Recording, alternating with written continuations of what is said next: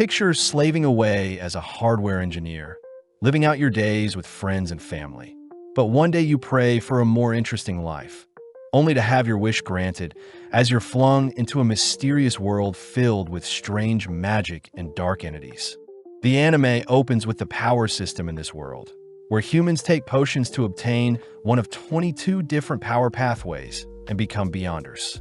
Within each pathway are 9 stages of power called sequences, with 9 being the weakest and 1 being the closest to the level of a god. Following our MC, Klein Moretti, he awakens from what he believes to be a nightmare, but seeing a bloodied notebook and revolver in front of him, Klein begins to wonder where he is.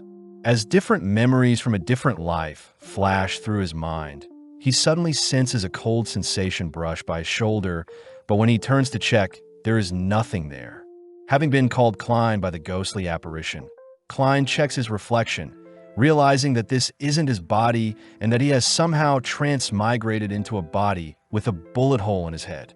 Elsewhere we follow 2 policemen stumble onto the corpses of Welch and Naya, people that graduated from the University of Koei, and from the state of the room, Dunsmith, the captain of the police, deduced that black divination had led them to take their own lives. Dunn wonders if a Beyonder was sacrificed to awaken an evil force. But having found a picture frame of Klein alongside Welch and Naya, Dunn begins to profile Klein. Apparently, Klein's parents are dead, and he lives with his sister within the Tianjin city of Awa County in the Lone Kingdom, north of the continent.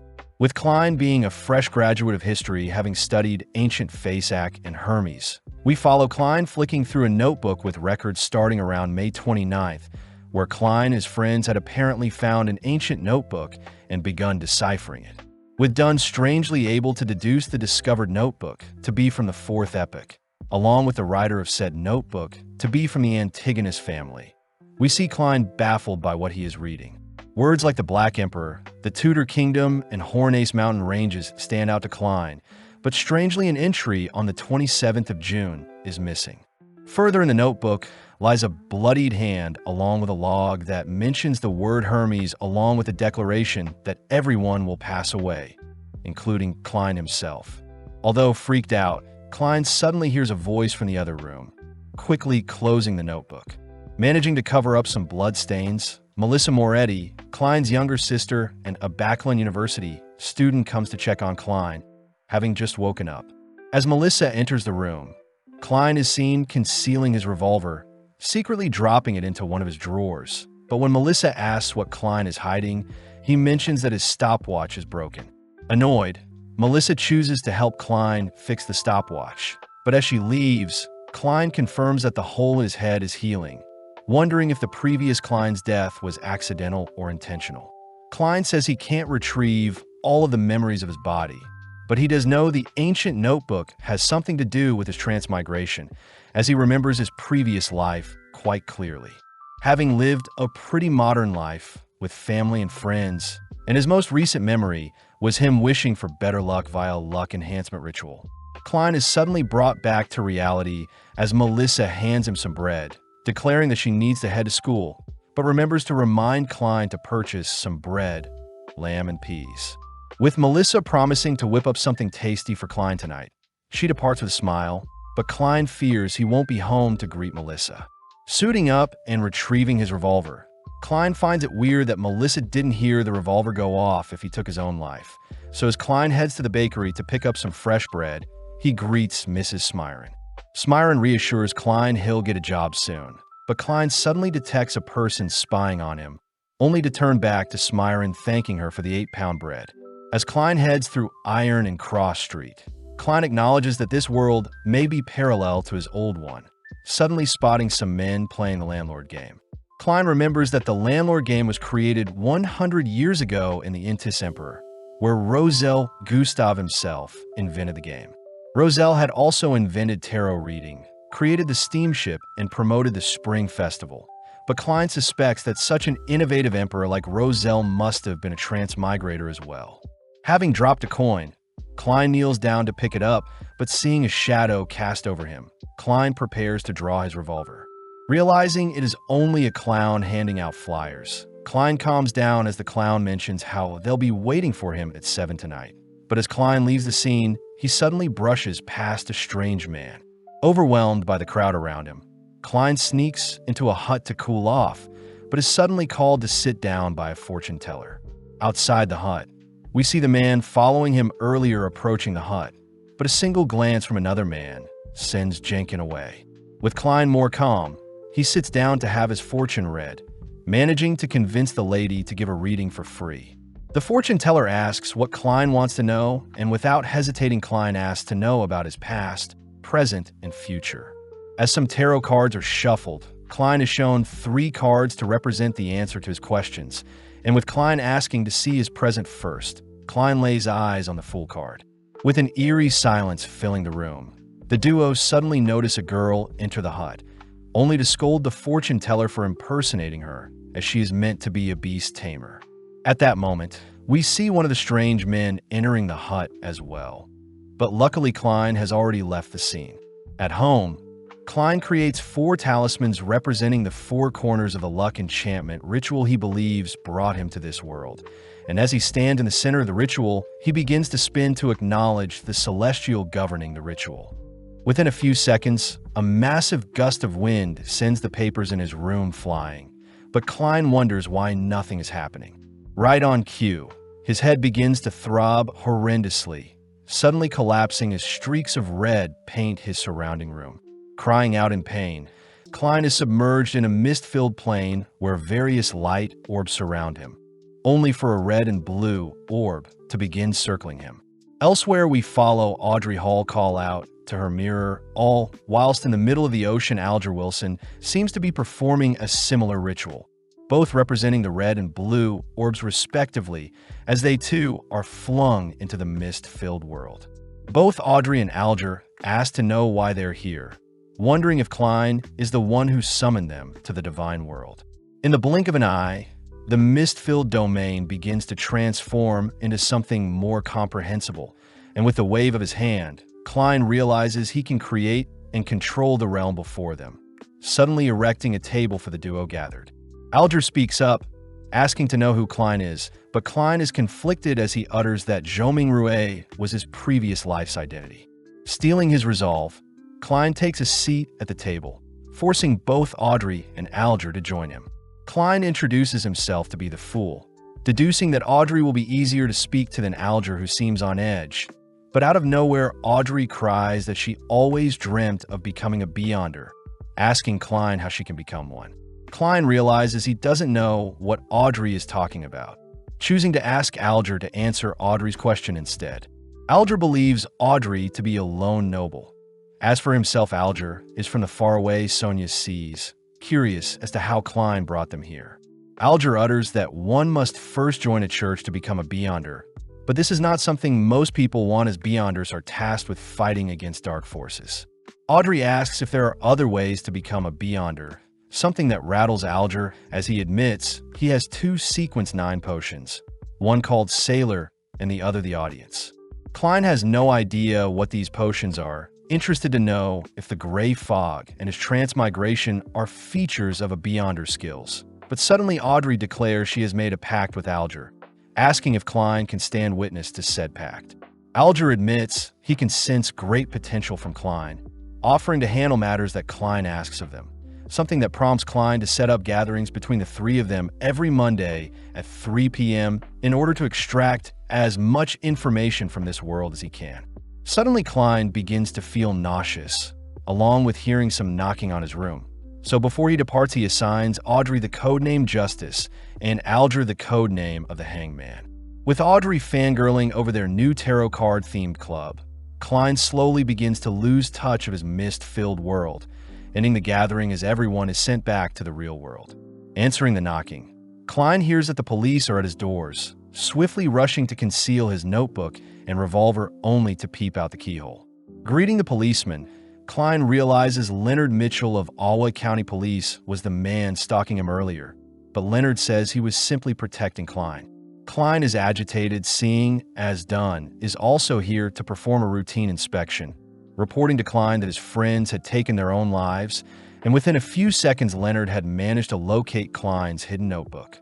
Leonard smirks as he asks Klein to explain the logs in the notebook, and seeing as he has no way out, Klein collapses onto his bed, uttering that he can't remember anything. Dunn says there is evidence of Klein at Welsh's home, something that is news to Klein as well. But as Dunn takes out a smoking pipe, he takes a whiff from the pipe only to ask for the revolver Klein is hiding. As Klein points Leonard over to its hiding spot, Klein takes the chance to admit he had tried taking his life, but when he woke up, he was strangely alive. Dunn says he believes Klein, but Klein will still have to be interrogated by a psychic in hopes of Klein retrieving his memories. Leonard utters that Klein is quite lucky, as those who delve into such dark practices normally end up losing their lives. Escorted onto the streets, Klein fears his identity as a transmigrator will be uncovered. But out of nowhere, a petty thief turns the corner, having stolen some bread from a shopkeeper. Catching the attention of the policeman, Dunn helps capture the thief, but before the boy can return what he stole, he ends up causing a ruckus, buying time for Klein to flee the scene. Bumping into passersby and weaving through alleys, Klein manages to lose the police, but as he glances up into the sky, he spots some water being dumped onto him. Strangely, the water suddenly freezes in mid-air, something Klein recognizes to be some sort of time and space ability, freaking him out as a Beyonder is nearby. As the world around him begins to upheave and behave weirdly, Klein tries his best to flee, managing to squeeze past his obstacles and enter a carriage. Asking the driver to head to the port, Klein takes the chance to catch his breath, wondering if the situation has calmed down, but when Klein asks to be dropped off, he realizes that Dunn is the driver of the carriage. Suddenly waking up, Klein is confused at his surreal dream, but outside his door, Klein spots Dunn appear once more, making Klein wonder if Dunn can manipulate people's dreams.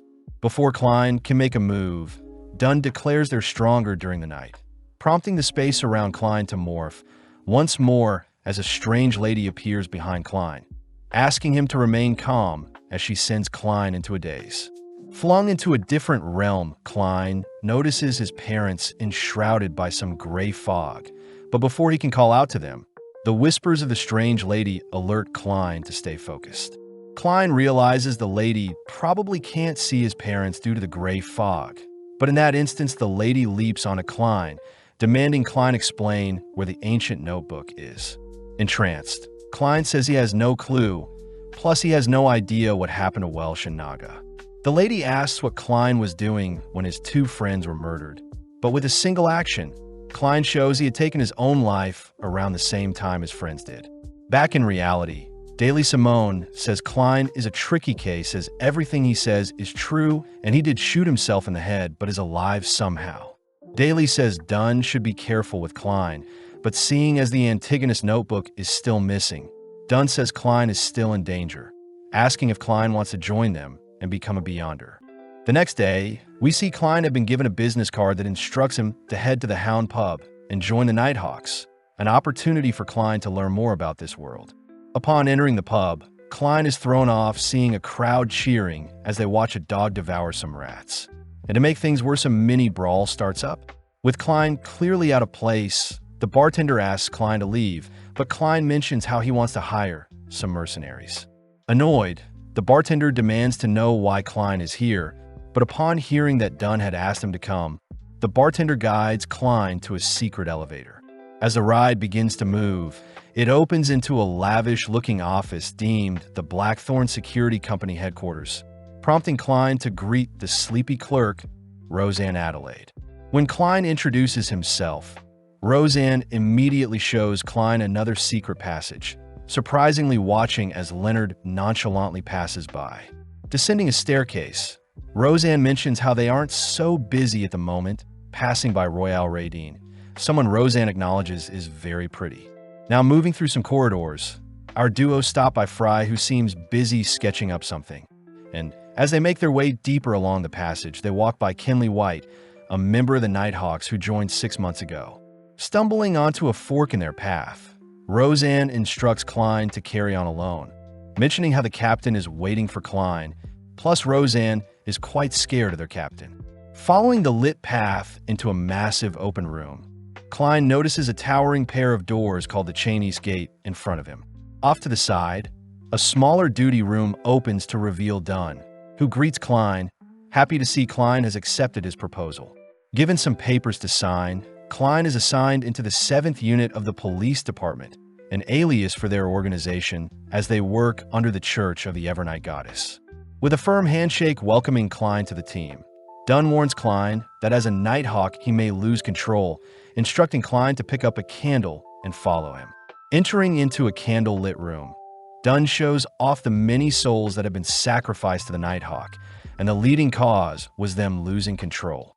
Dunn says the Fallen have carved a path for their predecessors, something Klein respects as he places his lit candle beside the others, only to be asked if he knows about the myth of creation. Klein recounts that the Creator made up all of existence, having created the sun and crimson moon using its eyes, leaving its body to make up the land and the stars. The Creator's hair turned into a phoenix, and its ears became demonic wolves. And interestingly enough, humans can make potions with mysticism ingredients to access power from the pathways. Klein recounts the Hanging Man, mentioning that the Church of Evernight Goddess has access to 4 different pathways, these being the complete sleepless pathway, the Corpse Collector, which is good for self-defense, the Mystery Prayer, and Seer, who dwells in mysticism, but suffers offensively. Dunn says he won't ask Klein to pick a certain pathway just yet, advising that Klein chat with Old Neil in the alchemy room to help with his decision. As Klein leaves Dunn's office, he reasons the Sleepless and Corpse Collector pathways are useless since he needs information on mysticism, and seeing as he can't decide between Mystery Prayer and Seer, Klein enters the alchemy room only to notice no one is present. Out of nowhere, a massive bang sends Old Neil flying into the room, and with Klein introducing himself, Old Neil asks Klein to help him tidy up some documents. As Klein sorts out some books, Old Neil is impressed to hear Klein studied ancient Fasek and Hermes during his history major in university, uttering that if Klein works hard, one day he can decipher the notebooks that went missing after Emperor Rosel's death. Klein is surprised Old Neil is in possession of 3 missing transcripts, revealing that there were strange symbols Rosel invented containing mysterious powers, and after 150 years of silence, Old Neil had managed to decipher some of the symbols. Showing his progress, Old Neil says the transcripts were a diary, but immediately Klein recognizes the symbols to be simplified Chinese. Reading over the transcript, Klein hears that Rosel Gustav thought of himself as the protagonist, recounting a time when he danced with Lady Florina, but Klein can't help but smile at Rosel's diary records. Suddenly, Klein notices Rosel's records mentioning how the potions and pathways aren't that important, and it's the user's ability to internalize the power that makes all the difference. To end the transcript, Rosel says he regrets his pathway as he should have chosen either the apprentice, the seer, or the marauder, throwing Klein off as he hears Rosel has made a grave mistake. Brought back to reality by Old Neil asks why Klein is daydreaming, but Klein apologizes, hiding the fact that he can read the transcript. With Old Neil asking if Klein has any idea what he'll be choosing as his pathway, Klein doesn't hesitate to trust Rosel's message, declaring that he'll choose the seer, something that intrigues Old Neil. Old Neil reminds Klein that he can't change his mind once he takes the potion, but Klein stands strong, making Old Neil smirk as he readies the potion. Fusing together some pure water, nightshade's extract, gold mint leaves, poison hemlock extract, dragon bloodgrass powder, and Lavo's squid crystallized blood, only to top it off with some stellar aqua crystals. With a mystical smoke cloud bursting from the potion, Old Neil presents Klein his potion, an item that makes Klein tense as he questions if it's edible.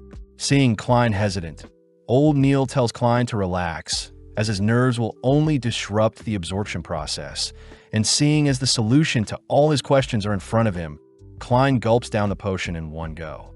Immediately, the potion begins seeping into the very essence of Klein's being, causing Klein's heart to beat rapidly as he spots his vision acting strange. Old Neil says it's fine, asking Klein to focus and think of an object that exists to calm his mind. And when Klein thinks of Top Hat, he manages to calm down, only for Old Neil to ask Klein to think of an object that doesn't exist. Within a few seconds, the ground beneath Klein begins to rumble as a sudden burst of power causes the ceiling to rupture. horrifying old Neil as he instructs Klein to control his thoughts. In Klein's mind, he had pictured a missile, and as his imagination runs wild, Klein can't help but think of all the vehicles that exist in his previous world. Old Neil notices various potions in his laboratory suddenly spilling out, crying for Klein to control his powers, but Klein seems to have pictured a catastrophic explosion, barely able to quench his imagination as his eyes now seem to have been soaked in a dark hue. Immediately, Klein sees everything differently, a feature of the seer as he has spirit vision, where he has the ability to read people's auras and tell their health condition. Klein is sad to see old Neil's health isn't as good as he thought, suddenly flinching as he notices some eyes behind old Neil. Something old Neil utters is just some magic from a ritual he performed. Glancing around the room, Klein notices a figure evaporate, but old Neil asks that Klein not exhaust his spirituality with his spirit vision, revealing that when Leonard had first become a Beyonder, he tripped down some stairs after taking his potion. Old Neil shows off a tip to turn off the spirit vision, asking Klein to tap his forehead twice to deactivate his ability. Plus, Klein can use his spirituality on divination arts like the dowsing rod along with performing other rituals. Before Klein leaves, old Neil hands Klein his demon hunting gear along with some receipts, something old Neil says Dunn will reimburse him for. Reporting to Dunn, Klein is flattered hearing Dunn compliment his quick adaptation to his seer abilities, but Dunn warns Klein not to pry into things he doesn't understand as it may cost his life. With Klein heeding Dunn's warning, he hears he'll work as a clerk before he becomes an official member of the Nighthawks, and with a payment of £3 a week. Klein ecstatically accepts his £12 payment early, especially since his big brother Benson earns £5 to £6 a week. As a daily task, Klein is asked to purchase a cane and walk around Welch's home in hopes of him remembering anything about the missing notebook, but suddenly a carriage pulls up beside him only for Leonard to ask Klein to get in. As rain descends onto the town, we see Klein given an assignment and briefed on Elliot, the son of a tobacco merchant, Viceroy. Klein is surprised Beyonders take on kidnapping cases, but Leonard says Viceroy was their previous client as they had found Viceroy's lost cat in the past. Seeing as Klein's seer role is perfect for locating things, Leonard hands Klein some of Elliot's belongings, only for Klein to make use of his cane, using it as a dowsing rod as he activates his spirit vision.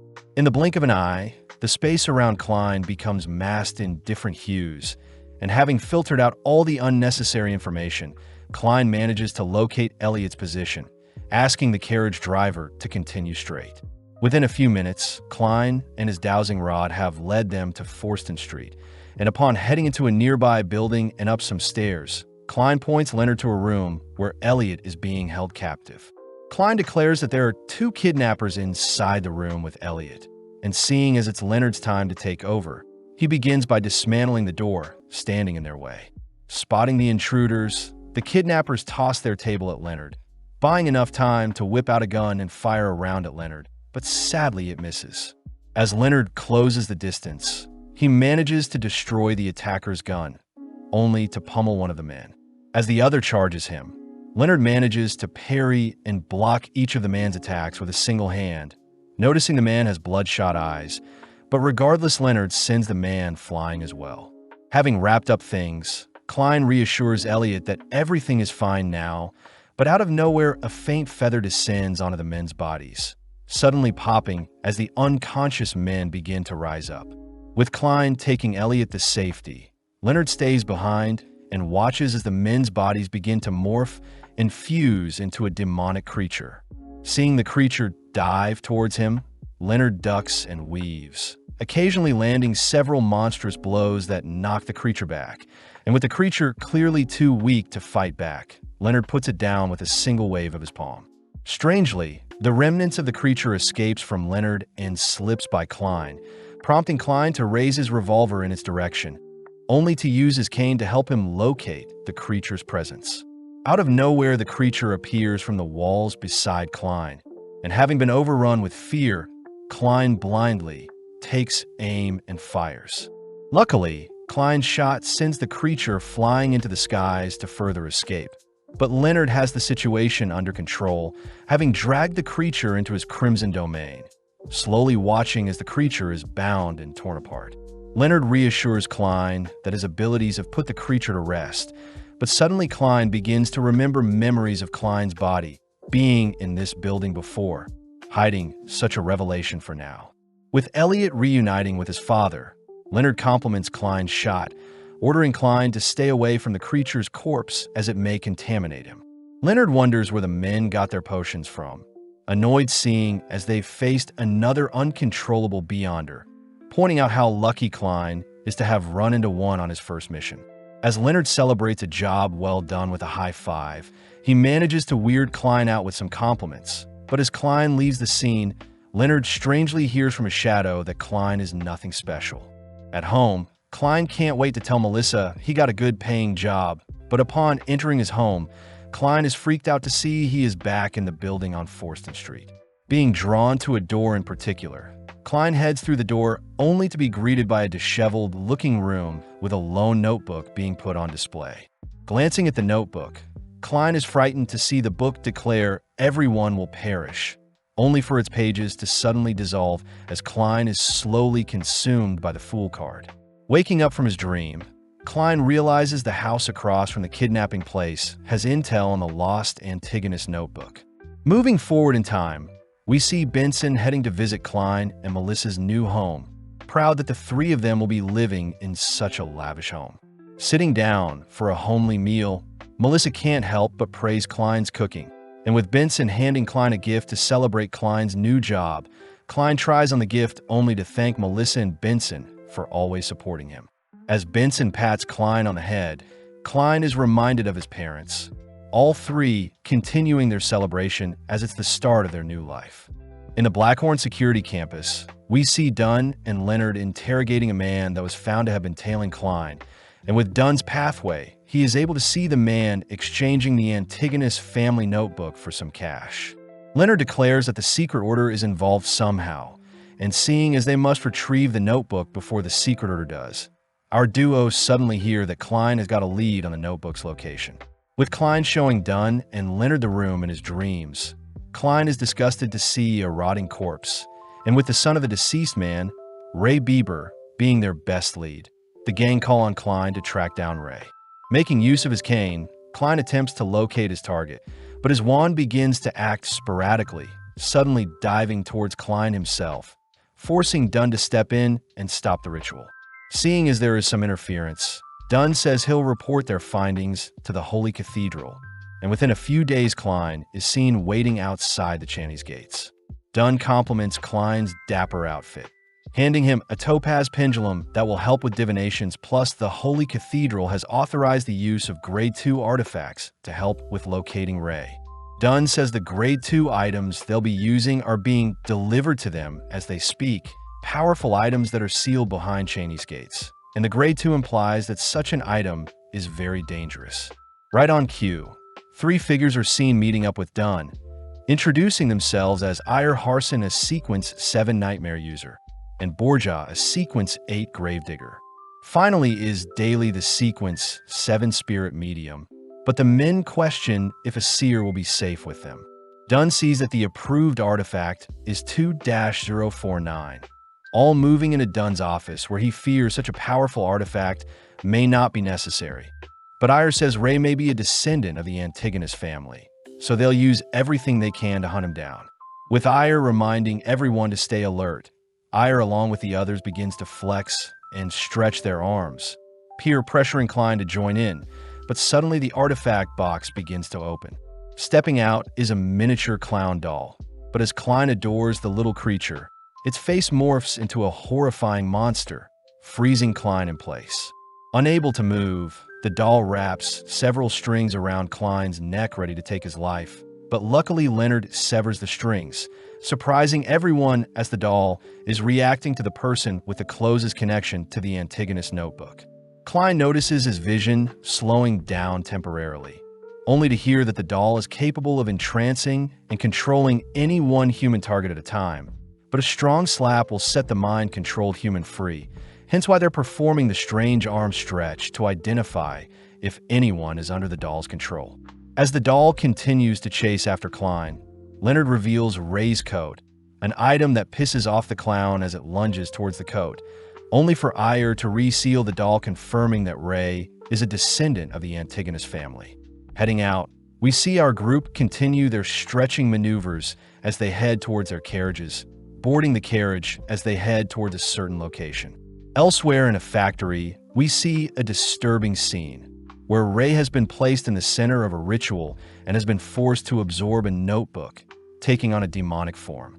In the shadows, a clown-looking man is annoyed he was too late, but upon detecting some carriages approaching, he gets excited, seeing as there may be hope.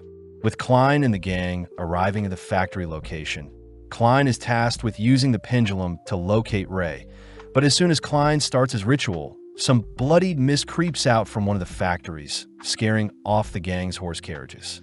As the surrounding landscape begins to vibrate, the gang draw their weapons, all watching as a demonic-looking Ray appears, locking onto the doll artifact. In the blink of an eye, Ray charges towards the doll box, but Dunn and the others get to work, asking that Klein stay back, dragging Ray into their domain. Leonard is seen binding Ray with his vines, only for Daly to begin submerging Ray in her water domain. But strangely, Ray erupts with power, completely shattering the Beyonder's domains as its aura overwrites the environment.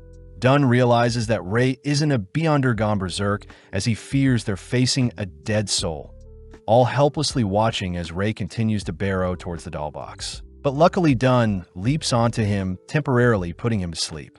Daly gets to work locating Ray's weakness, especially since Dunn suspects that Ray is under the notebook's control. But when Ray wakes up, Daly cries that she needs a few seconds to complete her search. Seeing as they'll need to bind Ray down, Dunn begins to chant, all whilst Leonard rushes in close, dancing circles around Ray only to erect a net that binds Ray in place. Before Dunn can finish his chant, Ray's core begins to act strangely, suddenly erupting with power as a bright flash of light distracts Dunn long enough for Ray to skewer Dunn with one of his tentacles, along with blowing Leonard back. Locking back onto the doll box, Ire is forced to hold off Ray's tentacles, but some of the stray tentacles knock the doll box back.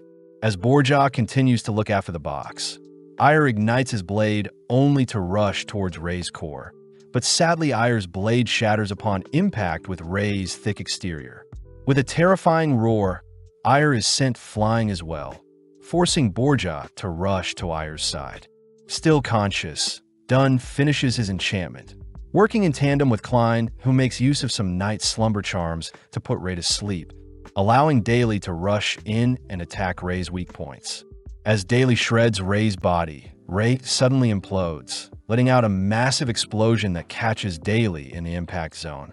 In the aftermath, Dunn rushes to feed Daly some medicine, but Klein seems strangely drawn to the Antigonus notebook, suddenly reminded of the words Hornicus and Phlegria. At that moment, the clown man from earlier makes his move, rushing towards Klein, but Dunn fires at the clown, realizing it was an illusion. With everyone now on high alert, they surround and protect the notebook, but Klein recognizes the clown to be the same man handing out flyers prior. With every successful shot, the gang end up slaying various illusions, noting how the clown man must be a Beyonder with a sequence of 7 or greater. Ire orders Borja to protect the doll box once more, but as Ire begins dueling the clown with his blade, the clown easily evades each strike.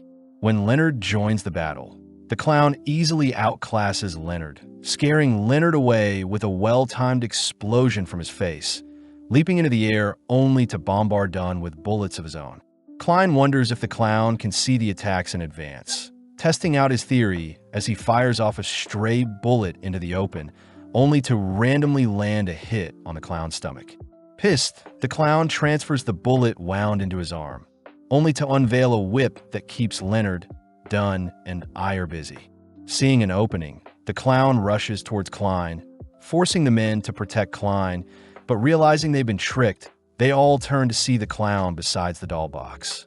Pushing aside Borja, the clown lets the doll free, terrifying the boys as they feel a cold sensation run down their spines, all frozen in place as the doll has somehow latched onto all of them. Racking his brain for a solution to break free, Klein suddenly remembers his gray fog, swiftly chanting his luck enhancement ritual, only to successfully enter into his fog-filled domain. Klein wonders if the notebook is enhancing the doll's powers somehow, suddenly coming up with a safety measure to protect himself from the doll's mind control as Klein uses the amulet to perform some divination, returning to the physical world having protected his mind. Out of nowhere, the clown man offers to free Klein's colleagues in exchange for the notebook, and to make the deal more enticing, the clown man utters that he too was a former seer. Klein wonders if this is a trick or not, getting confused when the clown man mistakes Klein to be a sequence 8 seer instead of 9, wondering if his fog is interfering with the clown's judgment. The clown man says the other men are currently asleep, but we notice that Leonard and his shadow are secretly listening in on their conversation. Forcing Klein to make a choice, the clown man tells Klein the corresponding sequence 8 of the seer, something that shocks Klein, but when the clown man erects a skewer to taunt Klein, Klein suddenly grabs a hold of it, pulling the clown man into the puppet's domain. The clown man begins to freeze, seeing as the puppet is beginning to take over his body, demanding to know how Klein is able to move, but sadly Klein puts the clown down with several bullets. Klein sees that the clown belongs to the secret order, turning to help the others, but out of nowhere the clown man springs back to life, crying the word Hornaces only to finally fall over once more. With the doll sealed, we see everyone reflecting after the battle, only for Leonard to utter that he didn't need to save Klein, as he was impressed to see Klein drag the clown man into the doll's domain. Leonard whispers that himself and Klein are special individuals. Cutting back to headquarters, where Dunn submits the notebook to be verified by the Holy Cathedral, apologizing since Klein will have to wait a bit before he can view it. Dunn seems to be coughing quite a lot, praising Klein for a job well done today, but Klein wonders why Ray was in such a rush to absorb the notebook. Dunn says people who seek power don't act rashly, and upon seeing Klein freaked out seeing the clown man's corpse, Dunn says Klein did the right thing and slayed someone to save others. Suddenly remembering something, Klein reveals that the correspondence for a sequence 8 seer is a clown, cutting outside, where Dunn says they'll take care of Daly until she recovers. Before Ayer and Borja leave, they praise Klein for taking down a sequence 7 Beyonder when he was only a sequence 9, something that creates suspicion as Ayer wonders how Klein did it. Leonard helps cover for Klein, suggesting that since Klein was holding the notebook, he was able to negate the doll's mind control and in turn win.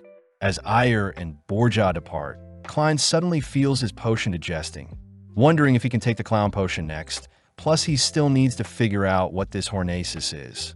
Choosing to visit Koei University, Klein meets up with one of his old professors, Professor Azik, only to ask about his knowledge on the Antigonus notebook along with the nation of the Evernight in the Hornaces mountain range. Azik says his memory is quite foggy, promising to write to Klein if anything comes up, but before Klein leaves, Azik warns Klein to be wary of what he does moving forward. Now, all alone, Azik begins to act strange, suddenly unveiling a skeleton that had been hiding in his shadow. On a cold, rainy night, we see a man writhing in pain, all while speaking to a figure they refer to as the Honorable Oracle. The Oracle accuses the man of betraying the Aurora Order since the man had lost the Antigonus notebook, but the man cries that he didn't intend for Welch and Naya, his sacrificial lambs, to have passed so easily, and to make things worse, Klein is still alive. Before the Oracle can slay the man and force him to devour his own fingers, the Oracle gives the man one last chance to right his wrongs, cutting to the next day, where Klein is seen visiting Old Neil. Old Neil says he'll be teaching Klein some advanced mysticism in the form of ritualistic magic, and most low-sequence rituals require certain items and chants to start the ritual, suddenly asking Klein to watch him closely. Starting off by casting the wall of spirituality, Old Neil says the wall is used to create a closed-off environment that prevents outside interference. Plus, Old Neil reminds Klein to never delve into the unknown, as doing so may risk his life.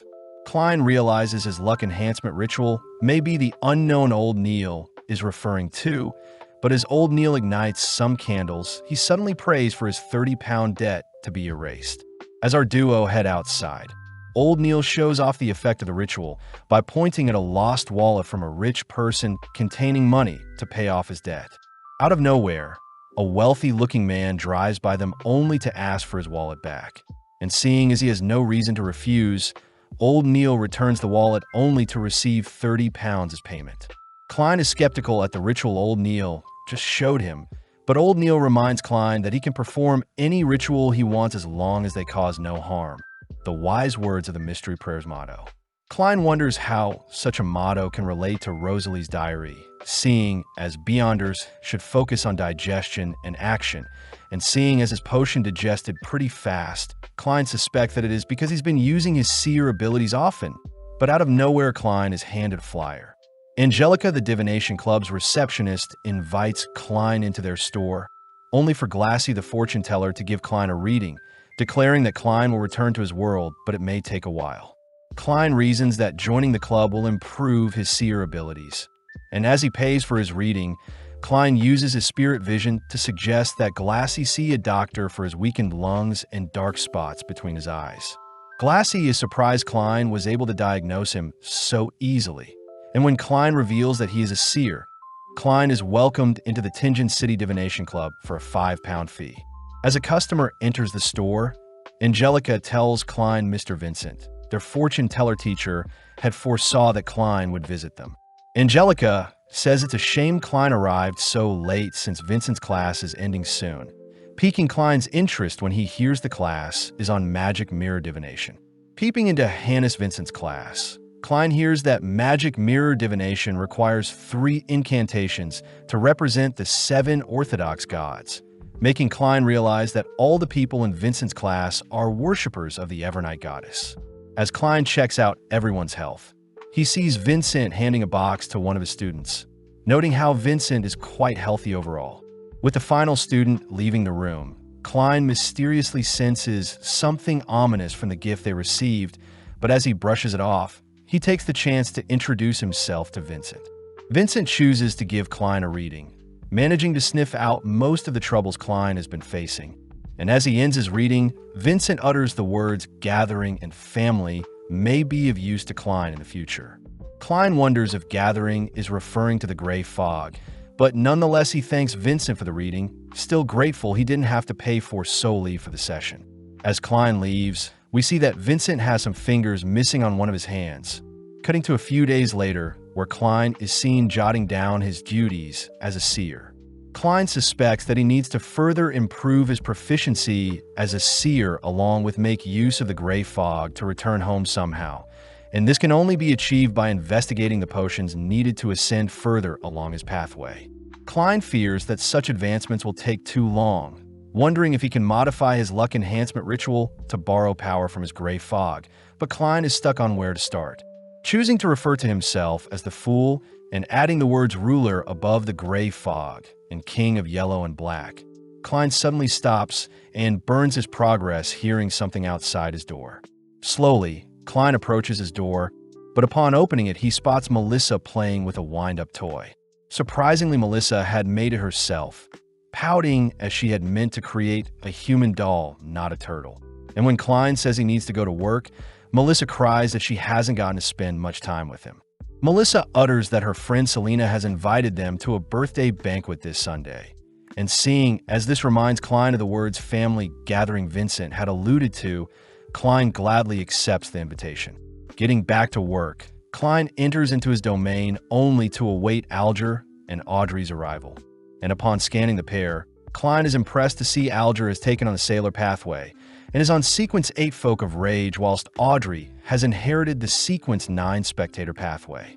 Interestingly enough, the fog seems to be enhancing his abilities, and it seems Klein can see the symbols representing each of their pathways, but strangely, they don't seem to be complete. Starting the meeting, Audrey says she has 3 questions, starting off by asking what her role as a spectator is. Alger reveals that Audrey must remain unbiased and observe things from afar, and in turn her pathway will grant her the ability to see other people's true thoughts. Klein adds that Audrey should focus on acting and digesting her potion, something that helps Alger realize something as well. But when Audrey asks if an animal can drink a potion as her second question, The room freezes, all wondering what happened. It's revealed that Audrey's dog had stolen her potion while she wasn't looking, and seeing as it didn't pass away or transform, it's safe to assume the dog has become a Beyonder. Finally, Audrey says that Leon's royalty and nobility have been looking to reform, as Audrey's father is quite incompetent. So Audrey asks where she can find skilled replacements. Klein calmly suggests that Audrey hold an open examination to recruit both nobles and commoners based on their skill, and Audrey should call it the higher exam. Advice Audrey graciously takes to heart.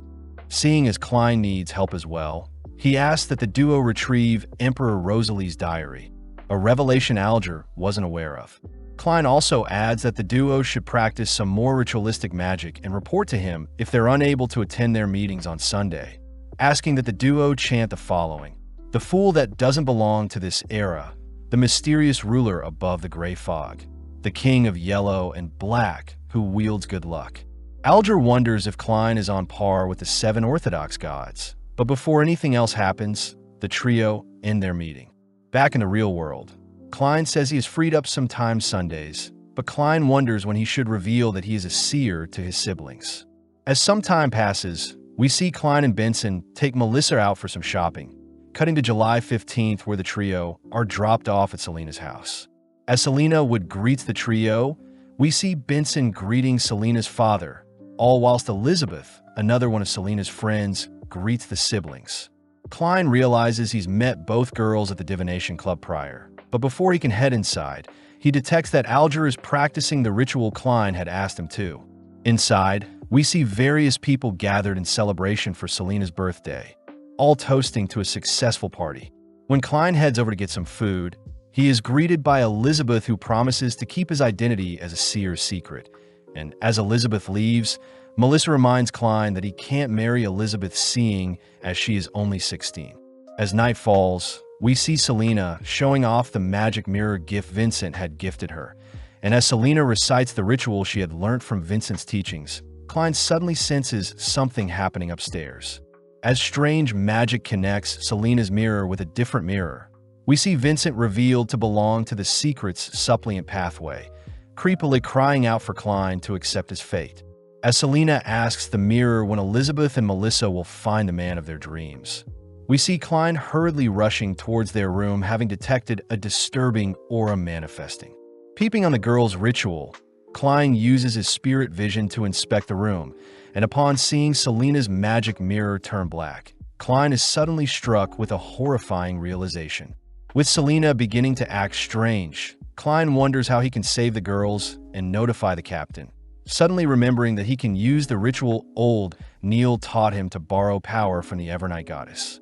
As Klein searches the manor for tools to help with the ritual, we cut back to the girls worried upon seeing Selena unresponsive, and when they check the magic mirror, they're horrified to see a disturbing figure glancing back at them. Suddenly, the girls are blown back by some magic, leading the magic mirror to suddenly infuse and merge with Selena's body, giving rise to the figure hiding within the mirror. Before the creature can attack, Klein appears, casting a slumber spell to bind the creature, only to rush to a nearby table to set up the ritual old Neil had shown him. Klein starts off by chanting the ritual to create the wall of spirituality around their location, something that begins to disturb Vincent's influence with Selena, so Vincent chooses to retaliate by sending some of his blood through his mirror. Before Klein writes down what he wants in his ritual, he notices Selena begins to swell with dark energy, only to let out a howl that fires projectiles at Klein, but luckily his veil halts the attack. Klein tries firing his revolver at the magic mirror infused into Selena's body, but Selena responds by slamming and binding Klein with her hair, only to begin draining him of his spirituality. Selena declares that Klein was meant to be sacrificed just like his friends, and when it's revealed to be Vincent speaking for Selena, Vincent demands to know what Klein figured out when obtaining the Antigonus notebook. With Vincent using Melissa and Elizabeth as hostages, Klein has no choice but to give into his fate, seeing as his body has become too weak to fight back, but out of nowhere Audrey's voice can be heard. As Audrey chants the ritual Klein had instructed her to, Klein is suddenly freed from Selena's grasp as the ritual seems to be dispelling Vincent's hold on Selena's body. But refusing to give in just yet, Vincent offers up his entire arm to retake control of the situation. With Selena reinvigorated with power, she makes her way towards Klein, but Klein has already completed his ritual, having prayed for the evil controlling Selena to be banished. As the ritual takes its effect, we see a mystical snake spirit being dragged from Selena's soul, only for the remaining darkness to be cleansed from Selena shortly after. Seeing as the magic mirror is being expelled from Selena's body, Klein takes the chance to destroy it with a single bullet, officially severing Vincent's hold on the poor girl. Klein rushes to check on Melissa, glad to see she is fine, grateful that Audrey's ritual had saved him in his time of need. Klein fears that his seer role will put his family in further trouble in the future. But as we cut back to Vincent, he is in complete disbelief at his failure. When Vincent tries to flee his room, he is greeted by Aurora Order Oracle 22, a being that snuffs out Vincent due to his failure. In the aftermath, Klein and Dunn visit Vincent only to discover he had been slain, curious as to Vincent's ties to the Antigonus notebook along with who the true creator is. Dunn tries to dig into Vincent's mind a bit, but upon seeing the supposed creator Vincent worships, Dunn becomes speechless before the godly being. In Buckhund, the capital of the Leon Kingdom, we see Audrey fast asleep in her giant estate. As her maids wake her up, Annie the maid tells Audrey she can't wear the same dress twice in a row, even though Guinea had designed it for her. Seeing as she needs to celebrate her 17th birthday properly, Audrey suits up for the momentous occasion, but when she dances with Susie her dog, Audrey is shocked to hear Susie suddenly speak to her. In Zutland Street, we see people attend a performance to recognize the catastrophe of the Alfalfa tragedy, all whilst Klein sneaks into the play late. As the performance reaches its climax, we see the crowd roaring and cheering as the hero of the story makes their entrance. But Klein notices Dunn appear, hearing that Daly has left to help escort the Antigonus notebook to Buckland. Klein is worried seeing as Dunn is still ill, but Dunn is relieved he wasn't infected, reminding Klein that the true creator is an evil being worshipped by secret orders like the Aurora Order. Klein says it's a shame Vincent passed away before Dunn could read more of his memories. Cutting back 1 week, we see Klein hard at work helping a lady look for her lost fiancé aboard the Alfalfa that hasn't returned yet. Given a picture of Joyce Myers, Klein taps into his seer abilities to see Meyer drowning in the middle of the ocean, only to be washed ashore where he sought help. In the present, Dunn and Klein see Mr. Triss, the hero of the Alfalfa tragedy, signing autographs, only to be thanked by Joyce and his wife, as it was Triss that saved him. Before Triss leaves, he glances at Klein, and when Klein greets Joyce, Klein asks if Joyce is having trouble with anything. Entering into a topaz room, Klein hears that Joyce has been having the same nightmare ever since he left the Alfalfa, and as Joyce drifts asleep, Klein is seen delving into Joyce's nightmare. Boarding the Alfalfa, Klein watches as a mutineer tosses a baby offboard, and before the rebel can take his own life, Joyce seems to have rescued them, demanding to know why he betrayed the party. Klein suspects that something is suppressing Joyce from figuring out the true culprit of the Alfalfa tragedy. But before Klein can investigate further, he is transported into a strange misty ruin. Hearing the words Hornacis and Phlegria once more, Klein helplessly watches as strange tentacles attack him, forcing Klein to return to the real world. Klein wonders if the words could link to an evil god or the reason for his transmigration. And as Klein wishes for Professor Azik to write to him soon, Klein chooses to report his findings to Dunn. Klein reveals that the true culprit of the Alfalfa tragedy is the hero Triss himself. But Dunn says they need more evidence to convict Triss, declaring that they'll request help from the mandated Punishers and the Machinery Hive Mind. Cutting over to Triss, we see him embracing the spoils from his title as the hero, only to be awakened by a hooded figure who is visiting him. The hooded figure commends Triss for convincing the men aboard the ship to slay each other, having used his Assassin Pathway Sequence 8 instigator role to help with his schemes.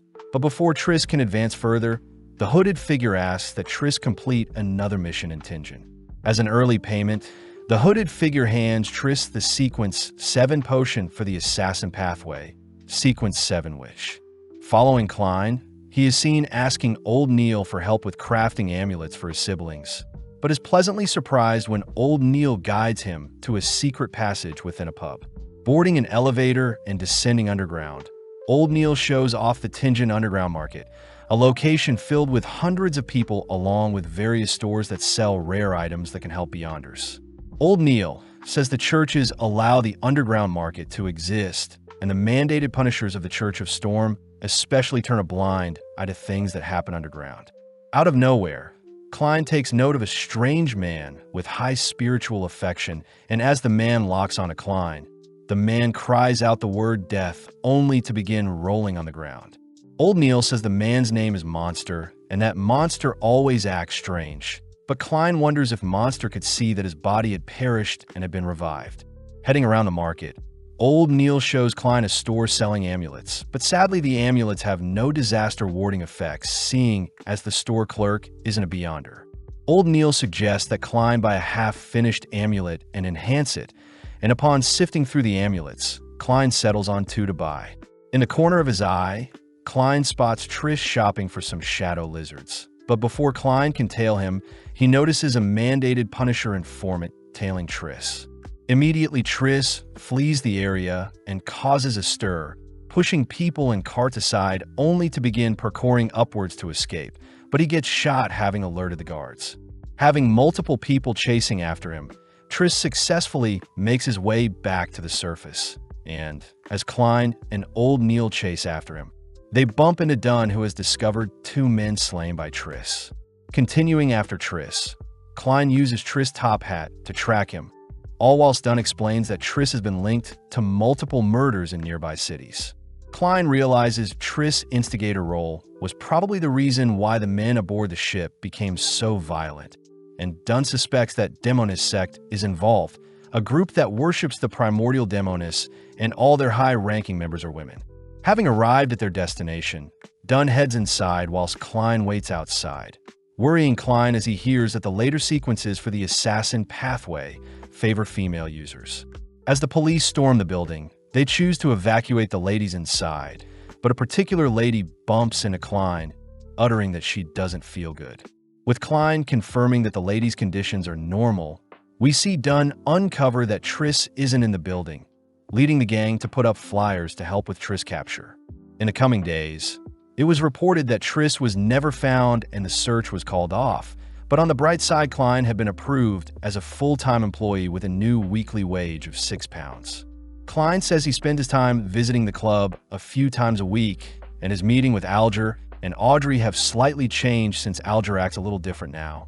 But luckily, Klein had finished crafting the amulets for both Melissa and Benson with the remaining time he had.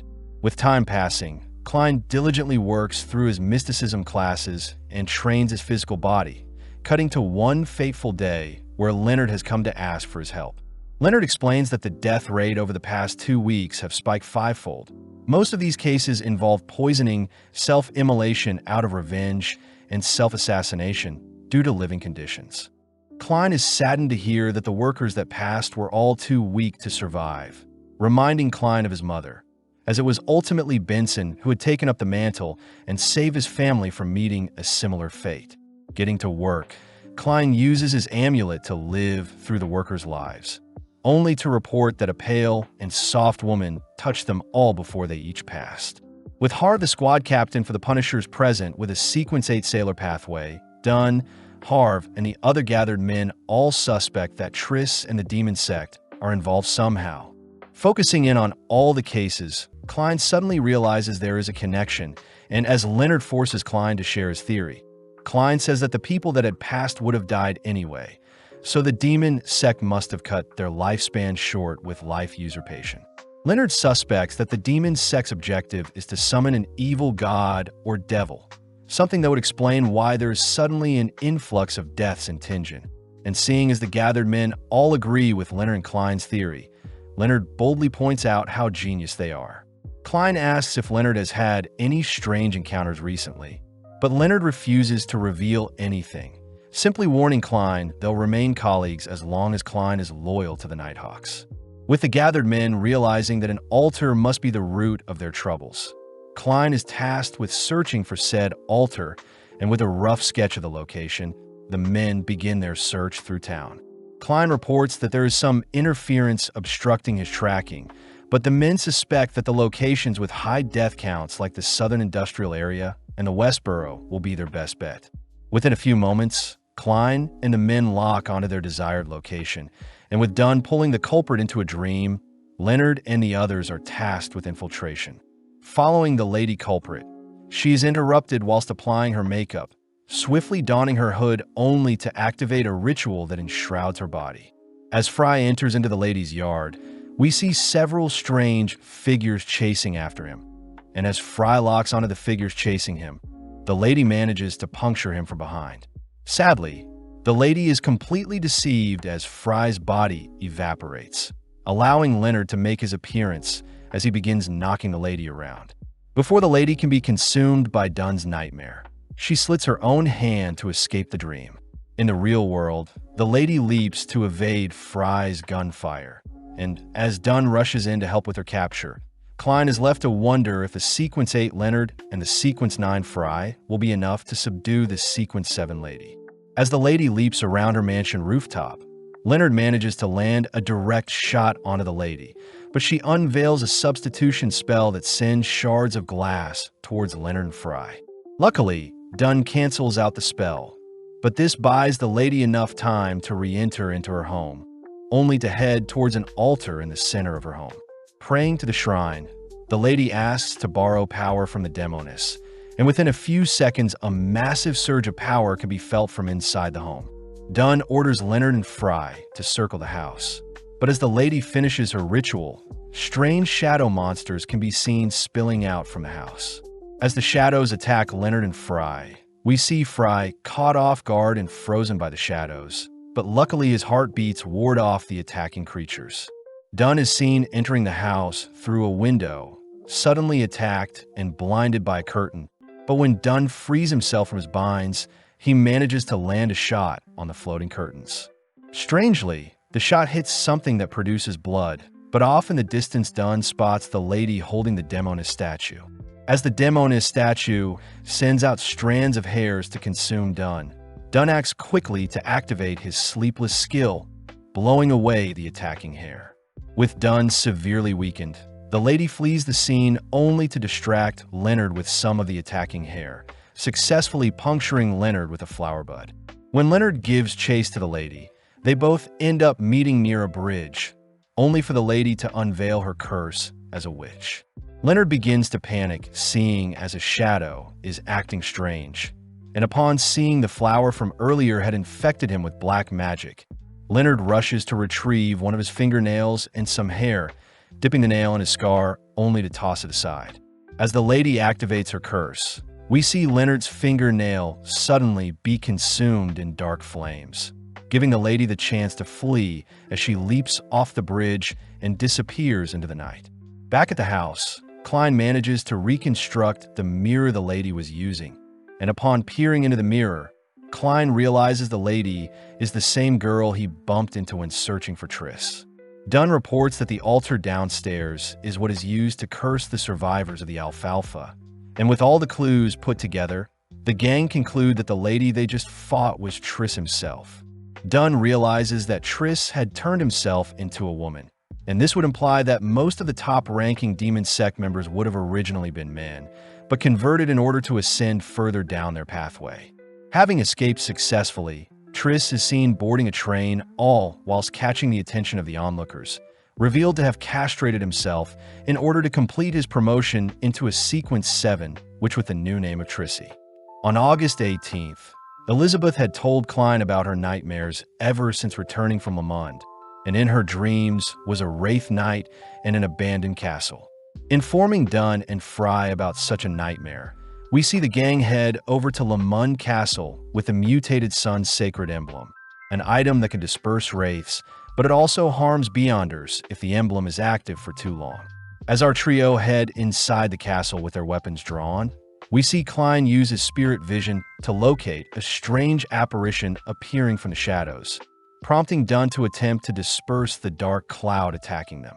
Spotting a terrifying sword appear from the shadows, our gang leaps to evade the falling blade, and as the blade flies across the room, it returns to the Wraith Knight's side. As the knight rushes our trio, we see Klein make use of 2 Requiem charms to bind the knight in place. But when the knight is struck by 2 explosions, it chooses to disperse its shadow body into hundreds of bugs that swarm the gang. Being overwhelmed, Fire rushes to locate the knight's weakness, all whilst the knight manages to blow Dunn aside with a sneak attack. Spotting the emblem fall from Dunn, the knight chooses to kick it away, only to continue slashing at Dunn. Fire cries that the knight's right hand is its weakness, but when Dunn fires a bullet at the being, it easily slices the projectile before it. When Klein takes the chance to retrieve the emblem, the knight manages to intercept and slam Klein with a powerful elbow, but strangely Klein doesn't feel any pain. Revealed to have been Dunn reveals that he has pulled everyone into his nightmare, and with 1 minute elapsing, Dunn shows off that the emblem never left his possession. In the blink of an eye, a bright light begins to evaporate the Wraith Knight, leaving only a glove left behind. As Dunn and Fire discuss how old the Wraith Knight must have been, we see Klein guided by some specks of light toward some rubble, only to uncover an old, dusty painting. Dunn recognizes the man in the painting to be someone from the 4th epoch, meaning the painting is at least 1,000 years old, and the man seems to be Baronet of Lamud, the first owner of the Lamud Castle, and someone who mysteriously disappeared. Klein is a little freaked out seeing as Lamud somewhat resembles Professor Isaac, and seeing as they'll need to eradicate any remaining wraiths in the castle. The boys agree to stand guard and rotate every 2 hours, with Klein starting the first session. With the other boys heading outside to rest, Klein is given the emblem to keep him safe, wondering how such a sacred emblem was created, especially since it hails from the sun pathway. Wondering if his gray fog can tell him more about the emblem, Klein runs off to perform his luck enhancement ritual, ultimately appearing in his domain with the emblem. When Klein performs another ritual to tap into the sacred emblem, he sees that the Church of the Eternal Blazing Sun owns the sun pathway, and it seems a single drop of golden liquid is strong enough to give the emblem its power. Intrigued, Klein tries inspecting the golden liquid himself, but with a single touch the sheer power from the droplet sends him into a frenzy as the hot, blistering sun begins to consume his domain and burn him alive. Crying out in pain, Klein is luckily rescued by his gray fog as it manages to quench the flames, searing hunger, making Klein wonder if he had accidentally glanced at a deity. Out of nowhere, Klein's burn marks begin to heal, and even more strangely, Klein's brain is suddenly overloaded with information regarding how to create the sun charm. Klein sees that he must never gaze at gods, only to learn that the sequence 4 for the sun pathway is unshadowed, confirming to Klein that the golden liquid must have been the blood of a god. Klein wonders how he can use such information to his advantage, a little annoyed that his domain has been destroyed due to his recklessness, but nonetheless he chooses to return to the real world for now. Klein is relieved nothing happened whilst he was gone, wondering what the Angel of Pure White was referencing during his ritual, but regardless he successfully wraps things up at the castle. As Klein is dropped off, Dunn and Fire head to return the emblem, but Klein notices that a letter has appeared in their mailbox. Heading to Koei University, Klein is excited as Isaac has finally written back to him about his findings into Hornaces, but Klein begins to get suspicious if Isaac is someone he can trust. With the skies getting cloudy, Klein heads into Isaac's office, only to see that it is empty. In the corner of his eyes, Klein spots some blood hidden behind a piece of cloth, and upon further inspection Klein is speechless to see a painting of Lamund Castle made out of blood. Out of nowhere, Isaac appears to greet Klein, taking note of Klein's frightened expression only to reveal that he has been receiving weird dreams lately, and recently Isaac has been painting to make sense of his dreams. Isaac changes topics and hands Klein a book regarding the Hornaces main peak ruins, only to order Klein to sit down and read it, something that makes Klein stiffen up. When Klein flicks through the book, he recognizes the ruins he visited whilst performing one of his rituals, wondering why the image doesn't have the throne he saw in his vision. Apparently, the Hornacis mountain ranges span Lone and Intis, and shows that an ancient civilization existed long ago, reminding Klein that the Evernight nation was mentioned in the Antigonus notebook. The book says that the beings in the past were humans that didn't believe in death and would pray to the Evernight, only to keep their deceased ones' bodies with them for 3 days, weirding Klein out as the book doesn't explain how the corpses were buried. Azik lightens the mood by serving some beverages, only to agree with Klein, as it seems the corpses from the ancient civilization seem to vanish, all thanks to the ruler of the Evernight, the mother of the sky. Klein wonders how these beings relate to the Evernight goddess, swiftly taking a sip of the coffee Azik had served him, only to dump in loads of sugar to sweeten the drink. Azik points out how Klein normally likes his coffee bitter, uttering that he had used mysticism to peer into Klein's fate, but sadly, he wasn't able to see much. Azik sternly asks if Klein has seen the Lamund castle before, freaking Klein out as Azik suddenly appears before him, only for silence to fill the room. Luckily, Azik doesn't seem to be hostile, as he says he wants to find out more about his past, cutting to a few moments later where Azik and Klein are heading back to Lamund Castle. Klein says he was able to sneak away and perform a divination in his domain before coming to the castle, having full faith that Azik is a good man, especially since he foresaw Azik saving him in the future. Azik still remembers the scenery around the abandoned castle, easily able to point out where the stables were, and upon walking up to a pillar, Azik says his son used to carry around a heavy sword. Klein begins to put the pieces together, as it seems the Wraith Knight was actually Azik's fallen son, and as Azik ascends the stairs before them, he magically draws the blade left behind by his son. With a single swing, the surrounding scenery begins to piece itself back together, only for our duo to be sent back in time, allowing Klein to catch a glimpse of Azik's son playing with his longsword. Sadly, Azik's dream crumbles before them, prompting Klein to ask if Azik is okay. When a strange odor can be smelt, Klein deduces that an evil spirit is being suppressed somewhere, suddenly led underground by Azik. With his spirit vision, Klein scans the area only to stumble onto a ritual that is used to seal wraiths. And as Azik leans over the ritual site, he pushes away the lid only to reveal the corpse of a fallen knight. Before Klein can say anything, Azik begins to break down, suddenly swelling with power as a powerful gust of wind blows Klein into a wall.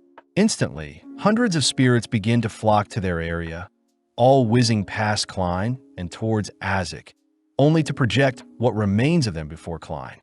Flung into the past, Klein is placed into the aftermath of a war-torn time, and with some men burning the bodies of the deceased, they're frightened away to see Azik himself rise up from the body of corpses. A strange older lady cries out that a curse is keeping Azik alive, and seeing as he has been given a second chance, Azik rushes to slay the men before him. When Azik is cornered and overpowered, a strange being stands up for him, revealed to be a massive skeleton that towers over his foes. With his new powers, Azik was able to slay all of those who stood before him, ultimately donning a new identity as he rose up the rankings and amassed an army that fought by his side, and with multiple years passing, Azik was ultimately granted the title of Grand Baron Lamud. Azik was on top of the world as he had lived for his wife and child, and although Azik treasured the times he would have with his family, things began to change as time went by. One day, whilst his wife was sick, Azik had unknowingly called for his army of spirits to show themselves, something that ultimately frightened his child. Unable to control his powers, Azik accidentally harmed his child, something he felt guilty for doing, so he chose to leave his family along with his legacy behind. Although his son tried to look for Azik, Azik left without a trace, completely vanishing. In the present, Azik is revealed to be a Beyonder using the corpse collector pathway, and luckily Klein is able to snap Azik from his fit of rage. Azik shows Klein that his son's corpse was damaged, as it seems his head was stolen, explaining why the Wraith Knight appeared out of nowhere, something Azik suspects was done a few months ago. Pissed, Azik draws his own blood using his longsword, only to strangely strike Klein with his blood, magically dragging Klein into a strange realm. Seeing Azek standing before a door, Klein watches as hundreds of skulls collapse before Azek, only for Azek to point out a skull in particular, annoyed that he is unable to locate the whereabouts of his son's head. With a strange feather entering the room, Klein is amazed at Azek's powers, leading Azek to promise to get revenge for his son as he officially buries Tenno Egger's body, putting him to rest. Klein asks if Azek has remembered who he is, but Azek admits that his memories are fragmented, especially since he falls asleep every few decades, and it seems his memories get wiped every time. Azek says he is able to piece together his past lives with different families, and although he had treasured them, Azek had ended up leaving them all. Klein feels sympathy to Azek as he has lived many lives, but can't remember anything about them. And as our duo part ways, Klein says he too feels like a lone ship sailing the seas with no idea of what his future holds. Klein is grateful to have Melissa and Benson as his family in this world, agreeing to spend as much time with his current family, since he plans on leaving and returning home someday. Before Klein left, Azek had told Klein that the Antigonus notebook may have clues to what he is looking for, but as we flash forward a few days, we see Klein and old Neil visiting headquarters. Instantly, our duo are greeted by Kenley White, who seems to be celebrating his recent engagement. But Sikatron, a Sequence 8 midnight poet of the Sleepless Pathway, suddenly takes inspiration from the party. Sika says she is writing a tragic romance novel, something that excites the crowd, as Leonard himself tries reciting some poems he came up with. But Roseanne wonders why they still have to come into work since they're celebrating Kenley's engagement. Suddenly appearing, Dunn assigns Kenley and Sika to the Westboro and Gold Indus areas. Leonard and Royale will stay at Blackthorn, whilst Dunn and Fire patrol the Westboro and Raphael Cemetery. Klein says he hasn't been assigned a role, something Leonard says is normal as Dunn often forgets things, but Dunn says Klein should watch over the Cheney's gates, ordering him to never open it no matter what. Dunn also reminds Klein to submit a 10,000-word performance review to the Holy Cathedral since it's been 2 months since Klein joined the Nighthawks. Getting to work, Klein retrieves all the cases he was a part of, but out of nowhere Klein hears some noise from the Cheney's gates, suddenly drawing his revolver as the gates begin to open. As a being barges the gate open, Klein prepares to fire only to scream, drawing the attention of Leonard and Royale who are on patrol. When the duo arrive, Klein reports that a strange doll had appeared and gave something to him, but Royale recognizes the doll to have been the Misfortune Cloth puppet. As our duo leap away from Klein, they reveal that in the past people have gone missing due to strange incidents with the Cheney's gates. And with another being appearing before everyone, Leonard and Royale quickly draw their revolvers. Luckily, it is just old Neil checking on Klein, uttering that he has stomach issues only to rush off to the bathroom, but Leonard reassures Klein that he is fine. Leonard mentions how strange it is for the doll to take interest in Klein, who is watching over the gate, deducing that the Antigonus notebook that has been sealed behind the gates is causing the doll to act up. At home, we see Klein attend his meeting with Audrey and Alger, only to peep in on some of the papers Audrey and Alger had collected from Roselle's diary. Klein learns that Mr. Zeradol is a descendant of the Zeradol family in the 4th epoch, and was also the leader of the Secret Order, and it seemed the Order members were fixated on stealing relics from the Antigonus family and had access to the Seer Pathway.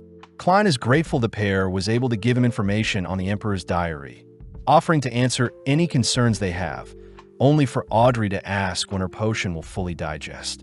Having just read the information from the diary, Klein says it normally takes 1 to 6 months depending on the person, intriguing Alger as he reveals that a Sequence 8 listener from the Aurora Order is seeking the holy residence of the true creator.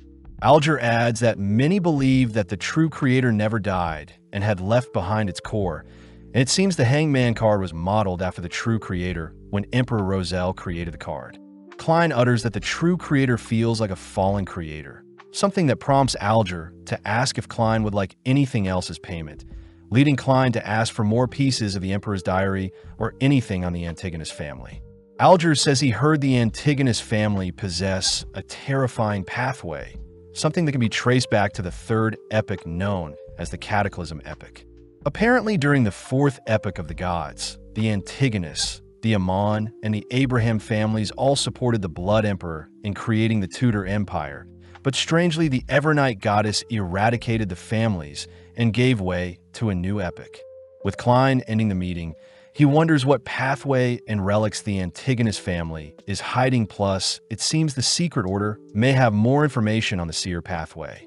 Sorting out his thoughts, Klein revisits the first case where Bieber absorbed the notebook and the doll tracked him. Next was Vincent forcing Selena to perform dark divination through a mirror, but even still Klein can't find any clues linking them. Klein wonders if there was any interference during such cases, using his gray fog to peep into Elliot's kidnapping, only to realize that he had missed a clue regarding the notebook. Seeing as his mind is still foggy, Klein tries recounting the locations of his previous cases, cursing at his weak spirituality as it seems his potion digestion has stalled lately. Focusing in on his clues for the clown potion, Klein stumbles onto the glowing brain of Bieber's remains along with a bloody orb appearing from the corpse of the clown they slayed, only to suddenly see an image of Welch and Vincent interacting with the Antigonus notebook. Klein wonders if he should use the notebook to lure out the Secret Order in order to get the recipe to the clown potion, but Klein takes note of the glowing brain and bloody orb along with the strange older man who has appeared before him. The next day, we see Christina hounding Angelica for where Klein is, only for Klein to coincidentally arrive. Klein sees Christina holding a paper talking about Lenevis, a man suspected in the Iron Core investment case in the Hornacis Mountain. Words that catch Klein's attention. Klein says he'll need items that belong to Lenevis if they want to track him down, and luckily Christina has brought Megos, Lenevis' pregnant fiancée. Klein is disappointed to learn that Lenevis got Megos pregnant and disappeared with all of the family's funds. And to make things worse, Klein can't use his seer abilities unless Megos gives birth to Lenevis' child. Annoyed, Megos storms off with Christina running off with her, giving Klein a chance to ask if Angelica recognizes the man in his dreams. Someone Angelica says she saw speaking with Vincent once. Angelica asks if Klein has any leads on how Vincent passed away, crying out that the mystery is like one of Madame Furz's detective stories where the culprit is often hidden in plain sight. Angelica also mentions how Vincent and the man were chatting about some sort of ruin, reminding Klein of Deweyville library records he saw earlier. Heading straight to the library, we see Klein ask for the borrowing record of the Hornacis Archaeology Journal, swiftly flicking through the records only to see that Lavinus had checked out the book. Strangely, Sirius Arapes is a name that appears quite often, and when Klein heads over to check out the book, he coincidentally stumbles on his Sirius himself. Before Klein can play it cool, Sirius bolts from their location, completely barging through a window to escape, prompting Klein to give chase. Using bloodstains to track down Sirius, Klein is caught off guard when a transformed Sirius is seen rushing towards him. But luckily Sirius falls short when leaping towards Klein. Klein chooses to put Sirius down with a bullet to the head, only to see that Sirius is a Sequence 9 secret supplement pathway user. With Sirius quickly losing spiritual energy, Klein enters Sirius's mind and quickly asks Sirius to disclose the recipe for Clown Potion, only to notice a pendant on Sirius's arm that reminds Klein of the Hang Giant, a revelation that brings Klein before the true creator. Luckily, Dunn knocks Klein back to his senses, reminding Klein to never communicate with the spirit body of a Beyonder gone berserk.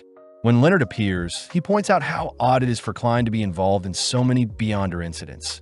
And with Sirius officially passing away, the gang stumble onto a letter addressed to Mr. Z from the Aurora Order.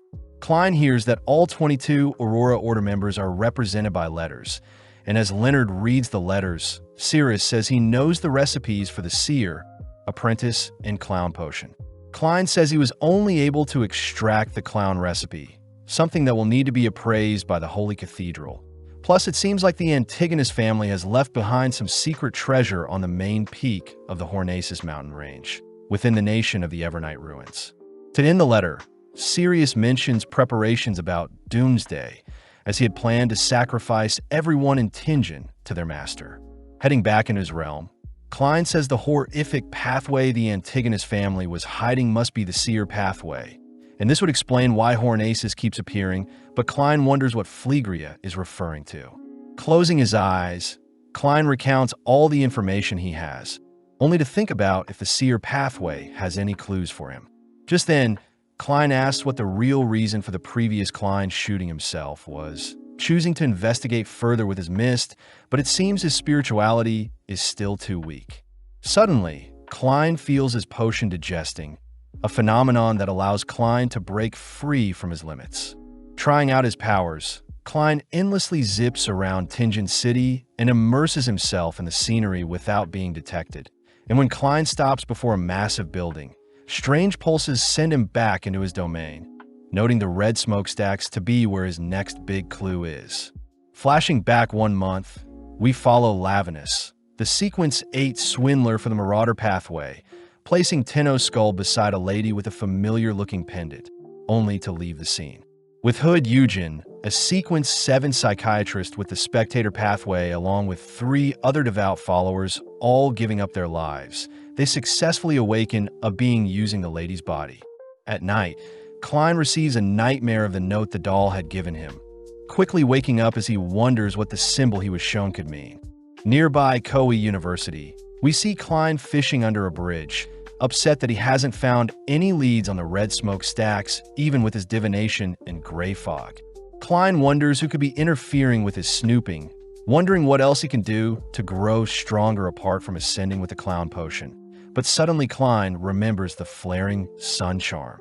Before Klein can think of a way to use the blood from the eternal sun, Isaac appears asking what's on Klein's mind. Klein reveals that he has been trying to track down the people behind everything that has been going on, but Isaac advises Klein to ease off every so often, finally giving Klein the courage to request something from Isaac. Back in his domain, we see Klein receive another piece of Roselle's diary regarding a mysterious island, only for Audrey to report that she has been in contact with several secret Beyonders in hopes of gathering more diary pages for Klein.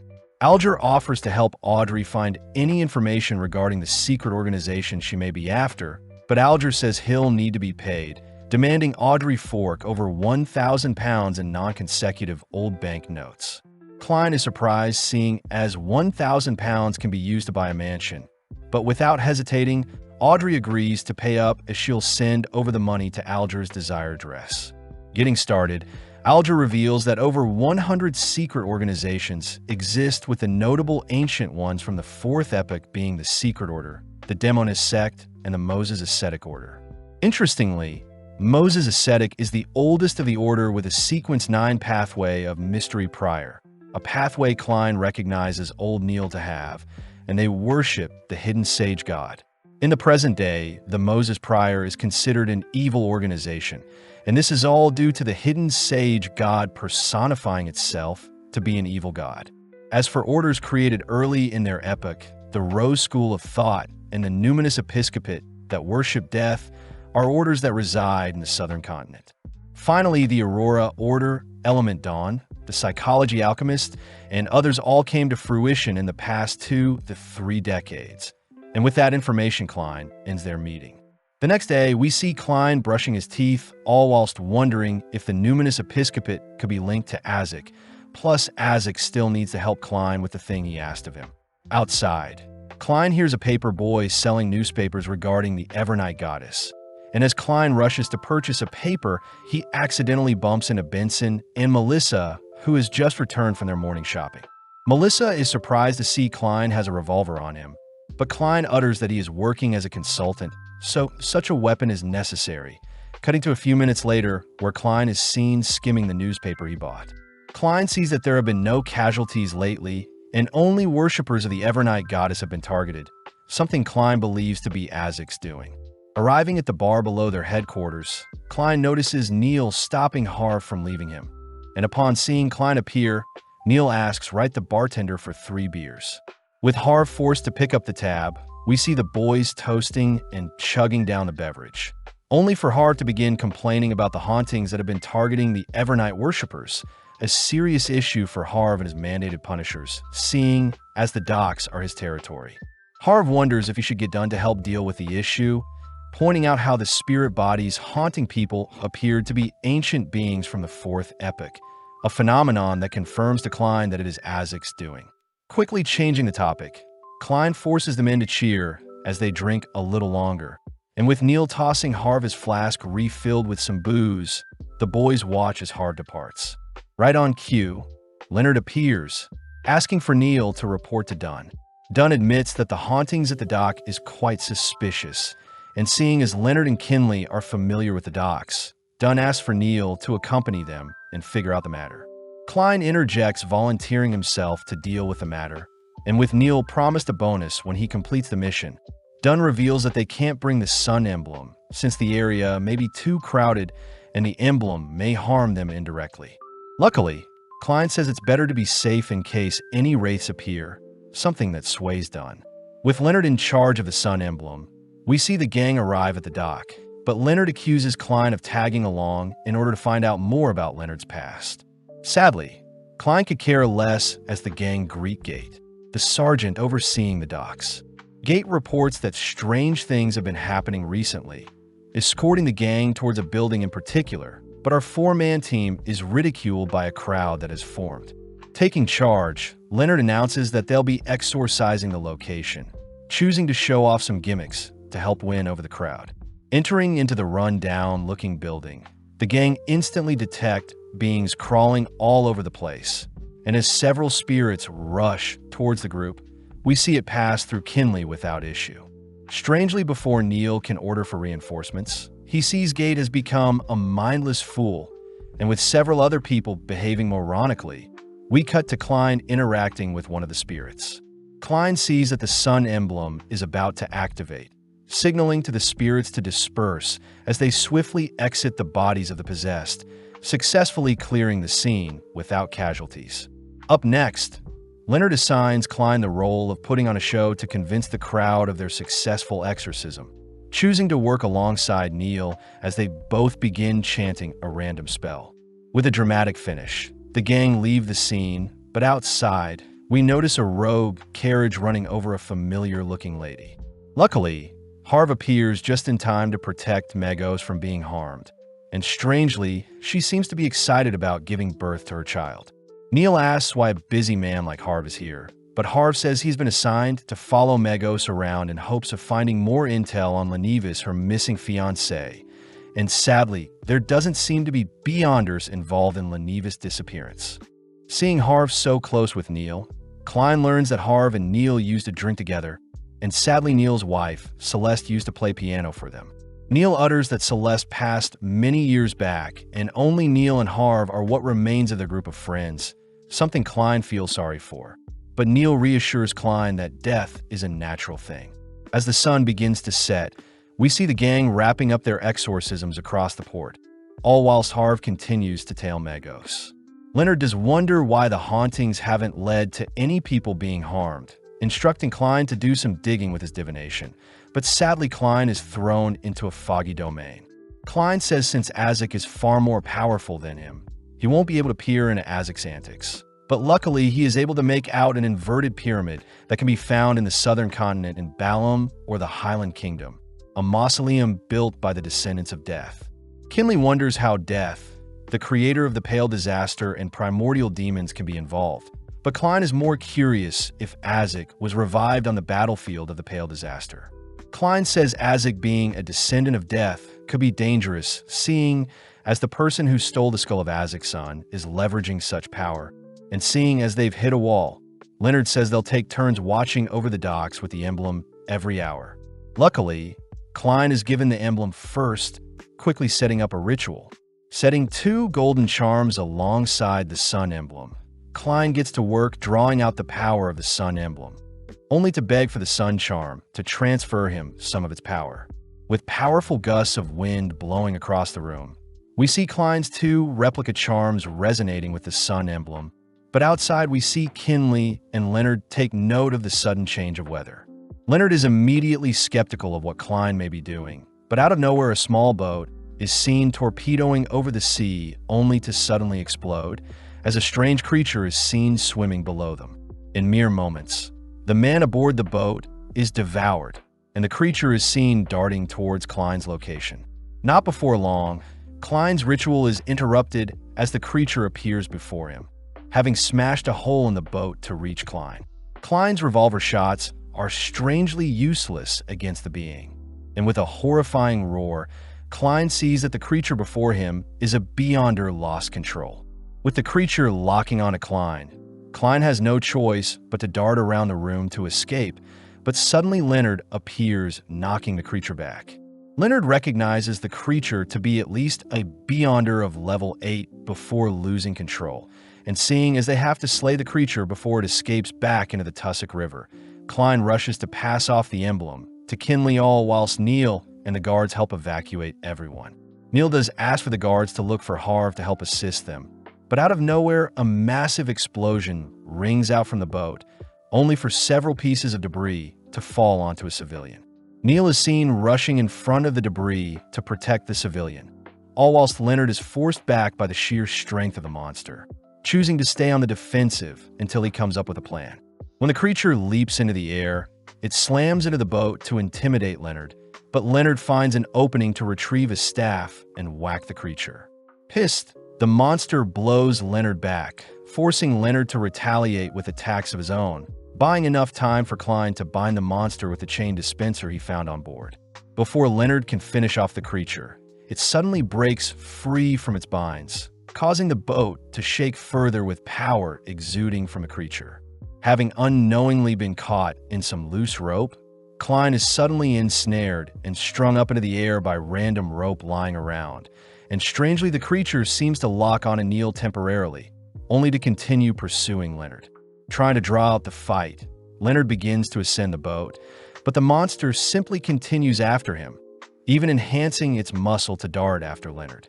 With Leonard caught in a sticky situation, he helplessly watches as the creature rushes towards him. But funnily enough, Klein swings around and intercepts the creature with a kick. Following up, Neil manages to cast some slumber charms to weaken and restrain the creature, and from the body of the monster, Neil sees a familiar-looking flask. With no time to spare, Leonard gets to work dragging the creature into his domain only to officially paralyze and put it to sleep, and with Neil crying out that the monster is Harv, Klein sadly declares that Harv is too long gone.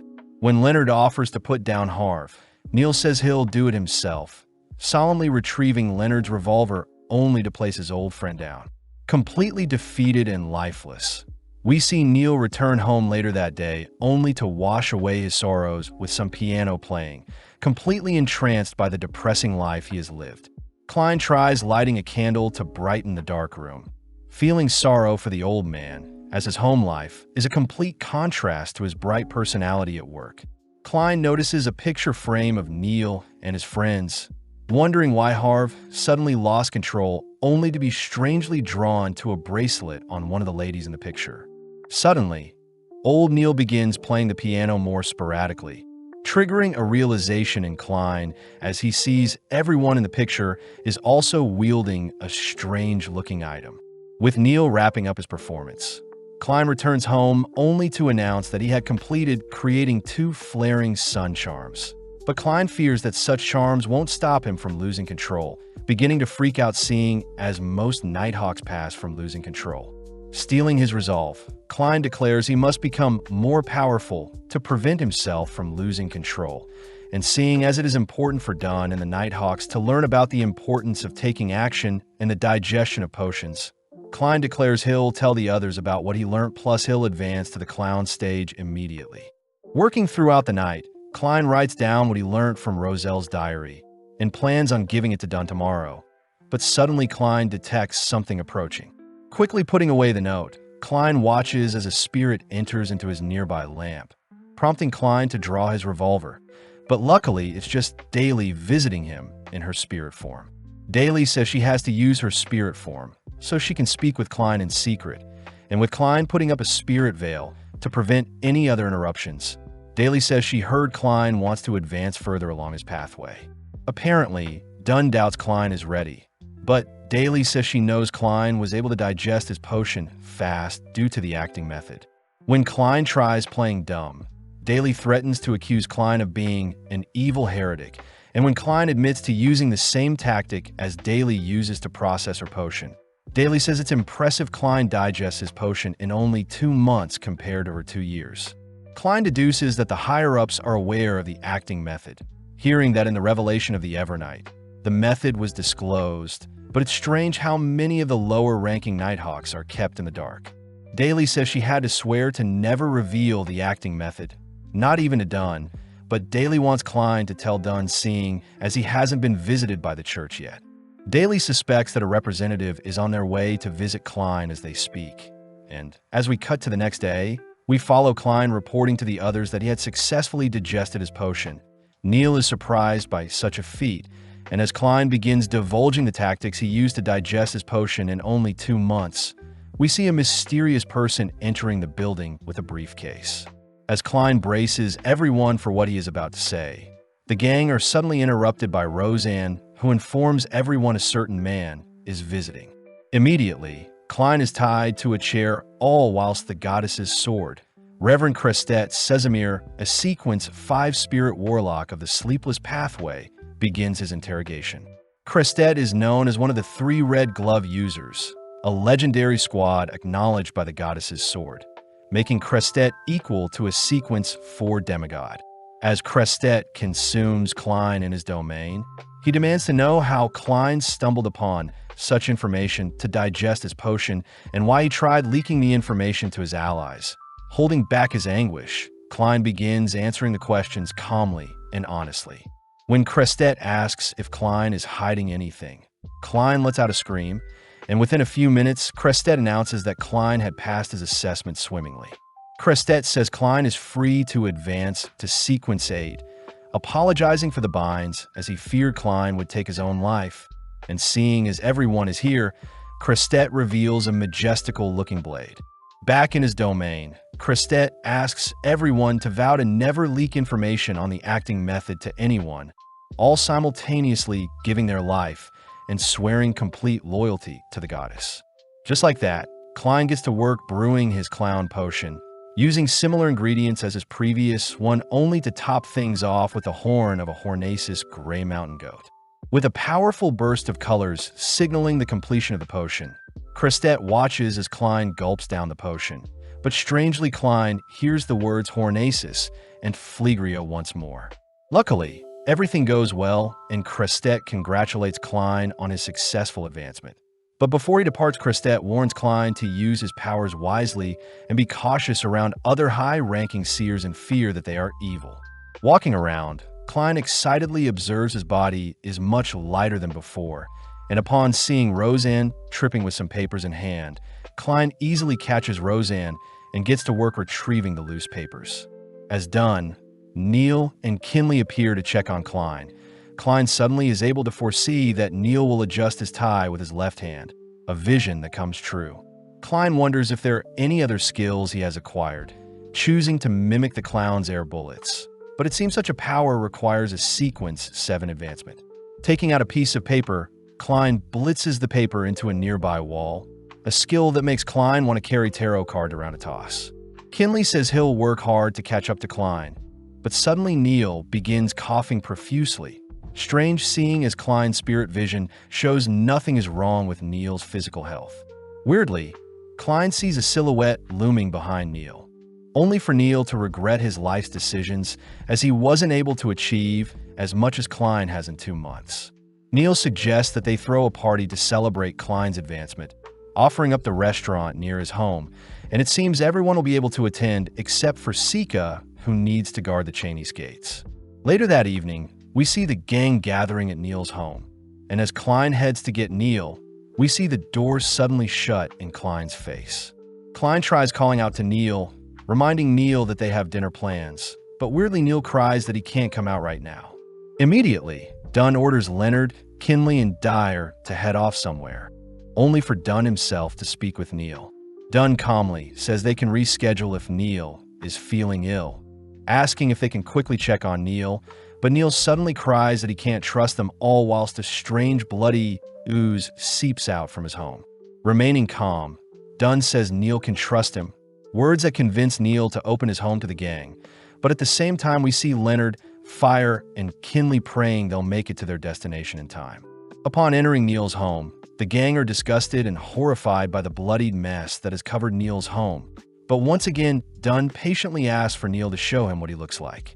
Neil cries that he has endured and suppressed what he truly is all this time. And as Klein foresees a tide of blood rushing towards them, Dunn signals for the gang to enter deeper into Neil's home. When Klein heads up the stairs, he is met with a wall of flesh, only to hear Neil begging the gang to leave. Sadly, Dunn follows after Klein, reminding Neil that they've known each other for 15 years. And when Dunn swears he's not here to arrest Neil, Neil finally lets down his wall of flesh. Neil chooses to show off his face to prove that he is fine, promising that things will go back to normal tomorrow. But Dunn asks what Neil has done to himself. Neil reveals that he has been trying to resurrect Celeste, uttering that 20 years ago, he was unable to help Celeste with knowledge from the mystery prior Maxim nor Daly's intel. Neil says he is so close, prompting Dunn to ask what Neil plans to do. But Neil begins manically uttering that he'll create an immortal body for Celeste's soul to enter into from the spirit world. Keeping Neil interested, Dunn praises Neil's plan, all whilst signaling for Klein to leave the scene. When Dunn approaches Neil, Neil begins crying that the hidden sage had filled his head with incredible information, suddenly swelling with flesh and oozing only for Dunn to activate his nightmare. With a massive burst blowing Dunn back, we see Neil's amalgamated body cursing at Dunn for trying to trap him in a dream. As Neil begins swelling with power, we see Leonard and the others returning with an artifact briefcase, all whilst Neil finishes trapping the gang in a fleshy domain. Strangely, Neil can be heard pleading to be set free, and before Neil can do any harm, we see Leonard opening up the briefcase that shines through the fleshy dome Neil has created. Dunn gets to work using the peaceful hair strands artifact to suppress and quell Neil's emotions. And not before long, Neil has come back to his senses, disgusted by his own reflection. Neil begs to be let free as he doesn't want to hurt anyone and simply wants to perform his ritual, a revelation that makes everyone tear up, as Neil has been nothing but helpful to everyone present. Neil continues to beg for his life, but Dunn stands strong, raising his revolver only to fire a single shot that breaks the tense atmosphere. With Razane rushing to check on everyone, she watches as the remnants of Neil dissipates, something that causes everyone to break down as the memories of their time with Neil flashes through their minds. To make things worse, various papers detailing the materials needed to create an alchemical life for Celeste's body come floating down from the sticky ooze left behind by Neil. And when Klein reads that a large amount of blood is needed as sacrifice, he realizes that Neil had been drawing his own blood as he had promised to do, as he wished, as long as it caused no harm to others. With everyone leaving the scene, Klein glances back one final time to take in the scenery, and within a few days a memorial is held at Raphael's cemetery to honor old Neil's passing. As the Nighthawks gather to mourn Neil's passing, we see Klein placing what is left behind of Neil's belongings, only to imagine the moment Neil had reunited with Celeste, having read that Neil swore to join his wife in the afterlife if he couldn't save her. In the following days, the rainy weather gives rise to a gloomy atmosphere, as everyone feels empty due to Neil's passing. Klein himself enters into Neil's laboratory, fighting back the urge to break down, crying as waves of memories with Neil rush into his mind. With Klein raffling through a notebook on a table, Klein suddenly receives a letter from Roseanne, informing him of Isaac boarding a train headed to Backlund. Isaac says he still hasn't found anything about the mausoleum Klein saw, but intends to track down the culprit behind the incidents, scaring Klein as he fears what will happen in Tingen now that Isaac is gone. But suddenly a strange object falls out of the letter Isaac sent. Hearing footsteps, Klein rushes to hide the object, all whilst a paper falls out from the notebook he was reading. With Dunn appearing, Klein asks what the wanted poster that fell out of the notebook is, a person that Dunn said was an archbishop that had lost control 3 years ago and fled with sealed artifact number 8 into Zangwil. Klein wonders what artifact and stole, but Dunn says the artifact was a grade 0, an item of the highest grade that should never be mentioned. Dunn says the artifact is supposed to be an ordinary quill that doesn't use ink, mentioning how artifacts are normally created when Beyonders pass and leave behind items with imbued power, reminding Klein that their line of work as Nighthawks that work with the mandated Punishers and Machinery Hive Mind are all very risky. Klein declares he'll secretly look into Ince on his way home, but suddenly Dunn hands Klein some iced tea he had picked up, plus the tarot cards Klein had asked for had been approved. Dunn says there are 22 cards in the deck, all specially created with metal that can cut through spirits, an item Klein declares will catch foes off guard. When Klein tries showing off, he accidentally mishandles a card, but Dunn says he'll teach Klein more techniques to fight, plus his knowledge on the spirit world should be honed. Dunn does mention how he found a teacher for Klein that will appear later tonight, a being that is a Sequence 6 spirit guide. As Klein returns home, he greets Melissa and Benson, happily announcing that he is a full-fledged police officer. Benson himself admits that he has been studying accounting to get a job that pays more than £2 a week, and with Klein retreating to his dorm that night, he sets up a veil before he does his snooping. Checking out the whistle Azek had sent, Klein is instructed to blow into it, but sadly nothing happens. Out of nowhere, Klein's spirit vision begins picking up a horrific-looking skeleton, a being Klein recognizes fought alongside Azek when he was revived. Before Klein can do anything, the skeleton begins to disappear, all whilst Daly is seen sneaking into Klein's room again. Klein congratulates Daly on advancing to a Sequence 6, but Daly begins her lesson as she'll teach Klein how to summon a messenger and communicate using a spirit skill. Daly says it is normal for beings to resist communicating with unknown spirits, and with Daly giving her lecture, Klein has no choice but to jot down notes. Before Klein can ask Daly to end her lecture for the day, he is frightened to see Dunn at his window, but Dunn says they're being summoned to deal with something urgent. At the Tianjin Greenhill Mental Asylum, Hood Eugen, the Sequence 7 psychiatrist in the Spectator Pathway, was captured and had gone mad. Dunn says his nightmare skill can't infiltrate Hood's mind, so Klein is tasked with using his spirit communication. But when Klein approaches Hood, Hood suddenly begins to act normal. Hood says he has been expecting Klein, demanding to know where the cake Elle had promised is, but Klein sadly says he has no such thing. Pissed, Hood rushes towards Klein, all whilst breaking free from his chains. Reacting fast enough, Klein makes use of his tarot cards to pin Hood to a nearby wall, and before Hood can attack once more, Dunn activates his nightmare to further bind Hood in place. Seeing an opening, Klein gets to work setting up the ritual to infiltrate Hood's mind, and in mere moments Klein is seen swimming through Hood's head. Strangely, the majestic world around Klein is a place he suspects to be the spirit world, the convergence of all time itself. Seeing the entrance to Hood's mind, Klein begins floating through the strange space, and upon seeing Hood off in the distance, Klein employs some birds that become mouths to help with asking who Hood is. When Hood doesn't respond, Klein asks who the L is that had promised Hood a cake, but Hood simply utters that it stands for Lenivis. With Klein flinching at the strange apparition that had appeared behind him, Klein wonders if Lenivis is a Sequence 8 swindler of the Marauder Pathway, explaining how Lenivis was able to get away with fraud.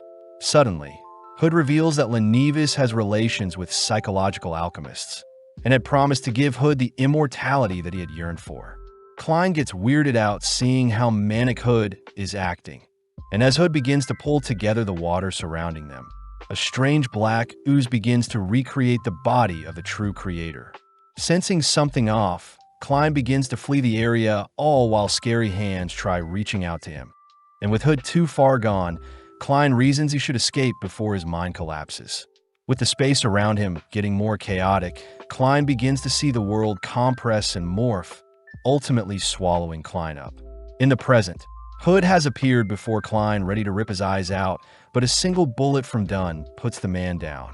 Dunn hears that Hood had been influenced by a creepy altar relating to the true creator, and it seems the Aurora Order and the psychological alchemists may be up to something. Dunn reminds Klein that the letter they found on Sirius referred to a doomsday, deducing that Lenivis is involved somehow, so immediately a search for Lenivis is put in order. During the search, John Maynard, a mayor candidate for the new party, is brought up. Out of nowhere, we see a lady slapping and accusing Sharon Coey of murder, a lady that is Baron Coey's widow. When a blonde boy checks on Sharon, Klein learns that the boy is Sharon's stepson, and the lady that slapped Sharon is Mary Maynard, John Maynard's wife. Seeing Sharon so casual, Mary tries attacking Sharon again, but an officer steps in to stop her. Off to the side, Dennis, the mayor of Tianjin, utters that he was the one that asked Mary to visit John last night. With Dennis escorting Sharon out of the room, we see Sharon glancing at Klein before she leaves, only for it to be revealed that John had passed away last night between 9 and 11 last night, and it seemed Sharon was the last person he saw. Fry says reports mention how John passed due to an illness, and Klein had found that it was a Beyonder's doing, as John seems to have connections to Lenevis's steel mill dealings. With another one of their leads gone, Dunn requests an investigation into Sharon, but with Klein retreating into his domain, we see him further investigating John's death. With Sharon popping up, Klein tries digging in her history, but nothing comes up, indicating that she may be using a fake identity or she is a Beyonder far stronger than Klein. With so many clues, Klein can't help but wonder who is interfering with his investigations. But elsewhere in the City of Silver, we see a zombie-like person approaching an altar. As the person begs for help, Klein is seen taking note of the person's existence. But it seems he can't investigate further as Audrey is reporting the acceptance of the higher exam Klein had suggested prior. Klein wonders how much political influence Audrey and her family has. But suddenly Alger utters that the Aurora Order has been searching for the holy residence of the true creator, a location Klein remembers Roselle had referred to as the Forsaken Land of the Gods. Before Alger can ask Klein about his thoughts on the matter, Klein simply shoots down the topic, leading Alger to ask for Audrey's help. Alger says he needs help searching for one of the 7 pirate admirals, Vice Admiral Hurricane Kalangos. With Klein curious as to who this pirate is, he can't help but notice the person from earlier still praying to him. And with Klein reaching out to listen to the prayer, he is unable to recognize the language being used. Racking his brain, Klein deciphers the language to be Jotun, an ancient tongue that is thousands of years old. Answering the person's prayers, Klein manages to accept and pull his powers together in order to summon the person into his domain, a man by the name of Derek Berg. Completely thrown off, Derek is horrified to see 3 looming shadows before him, only for Klein to introduce himself as the Fool, Audrey as Justice, and Alger as the Hangman. As for Derek, he is prompted to pick an alias based off a tarot card, and without hesitation, Derek chooses the Sun card.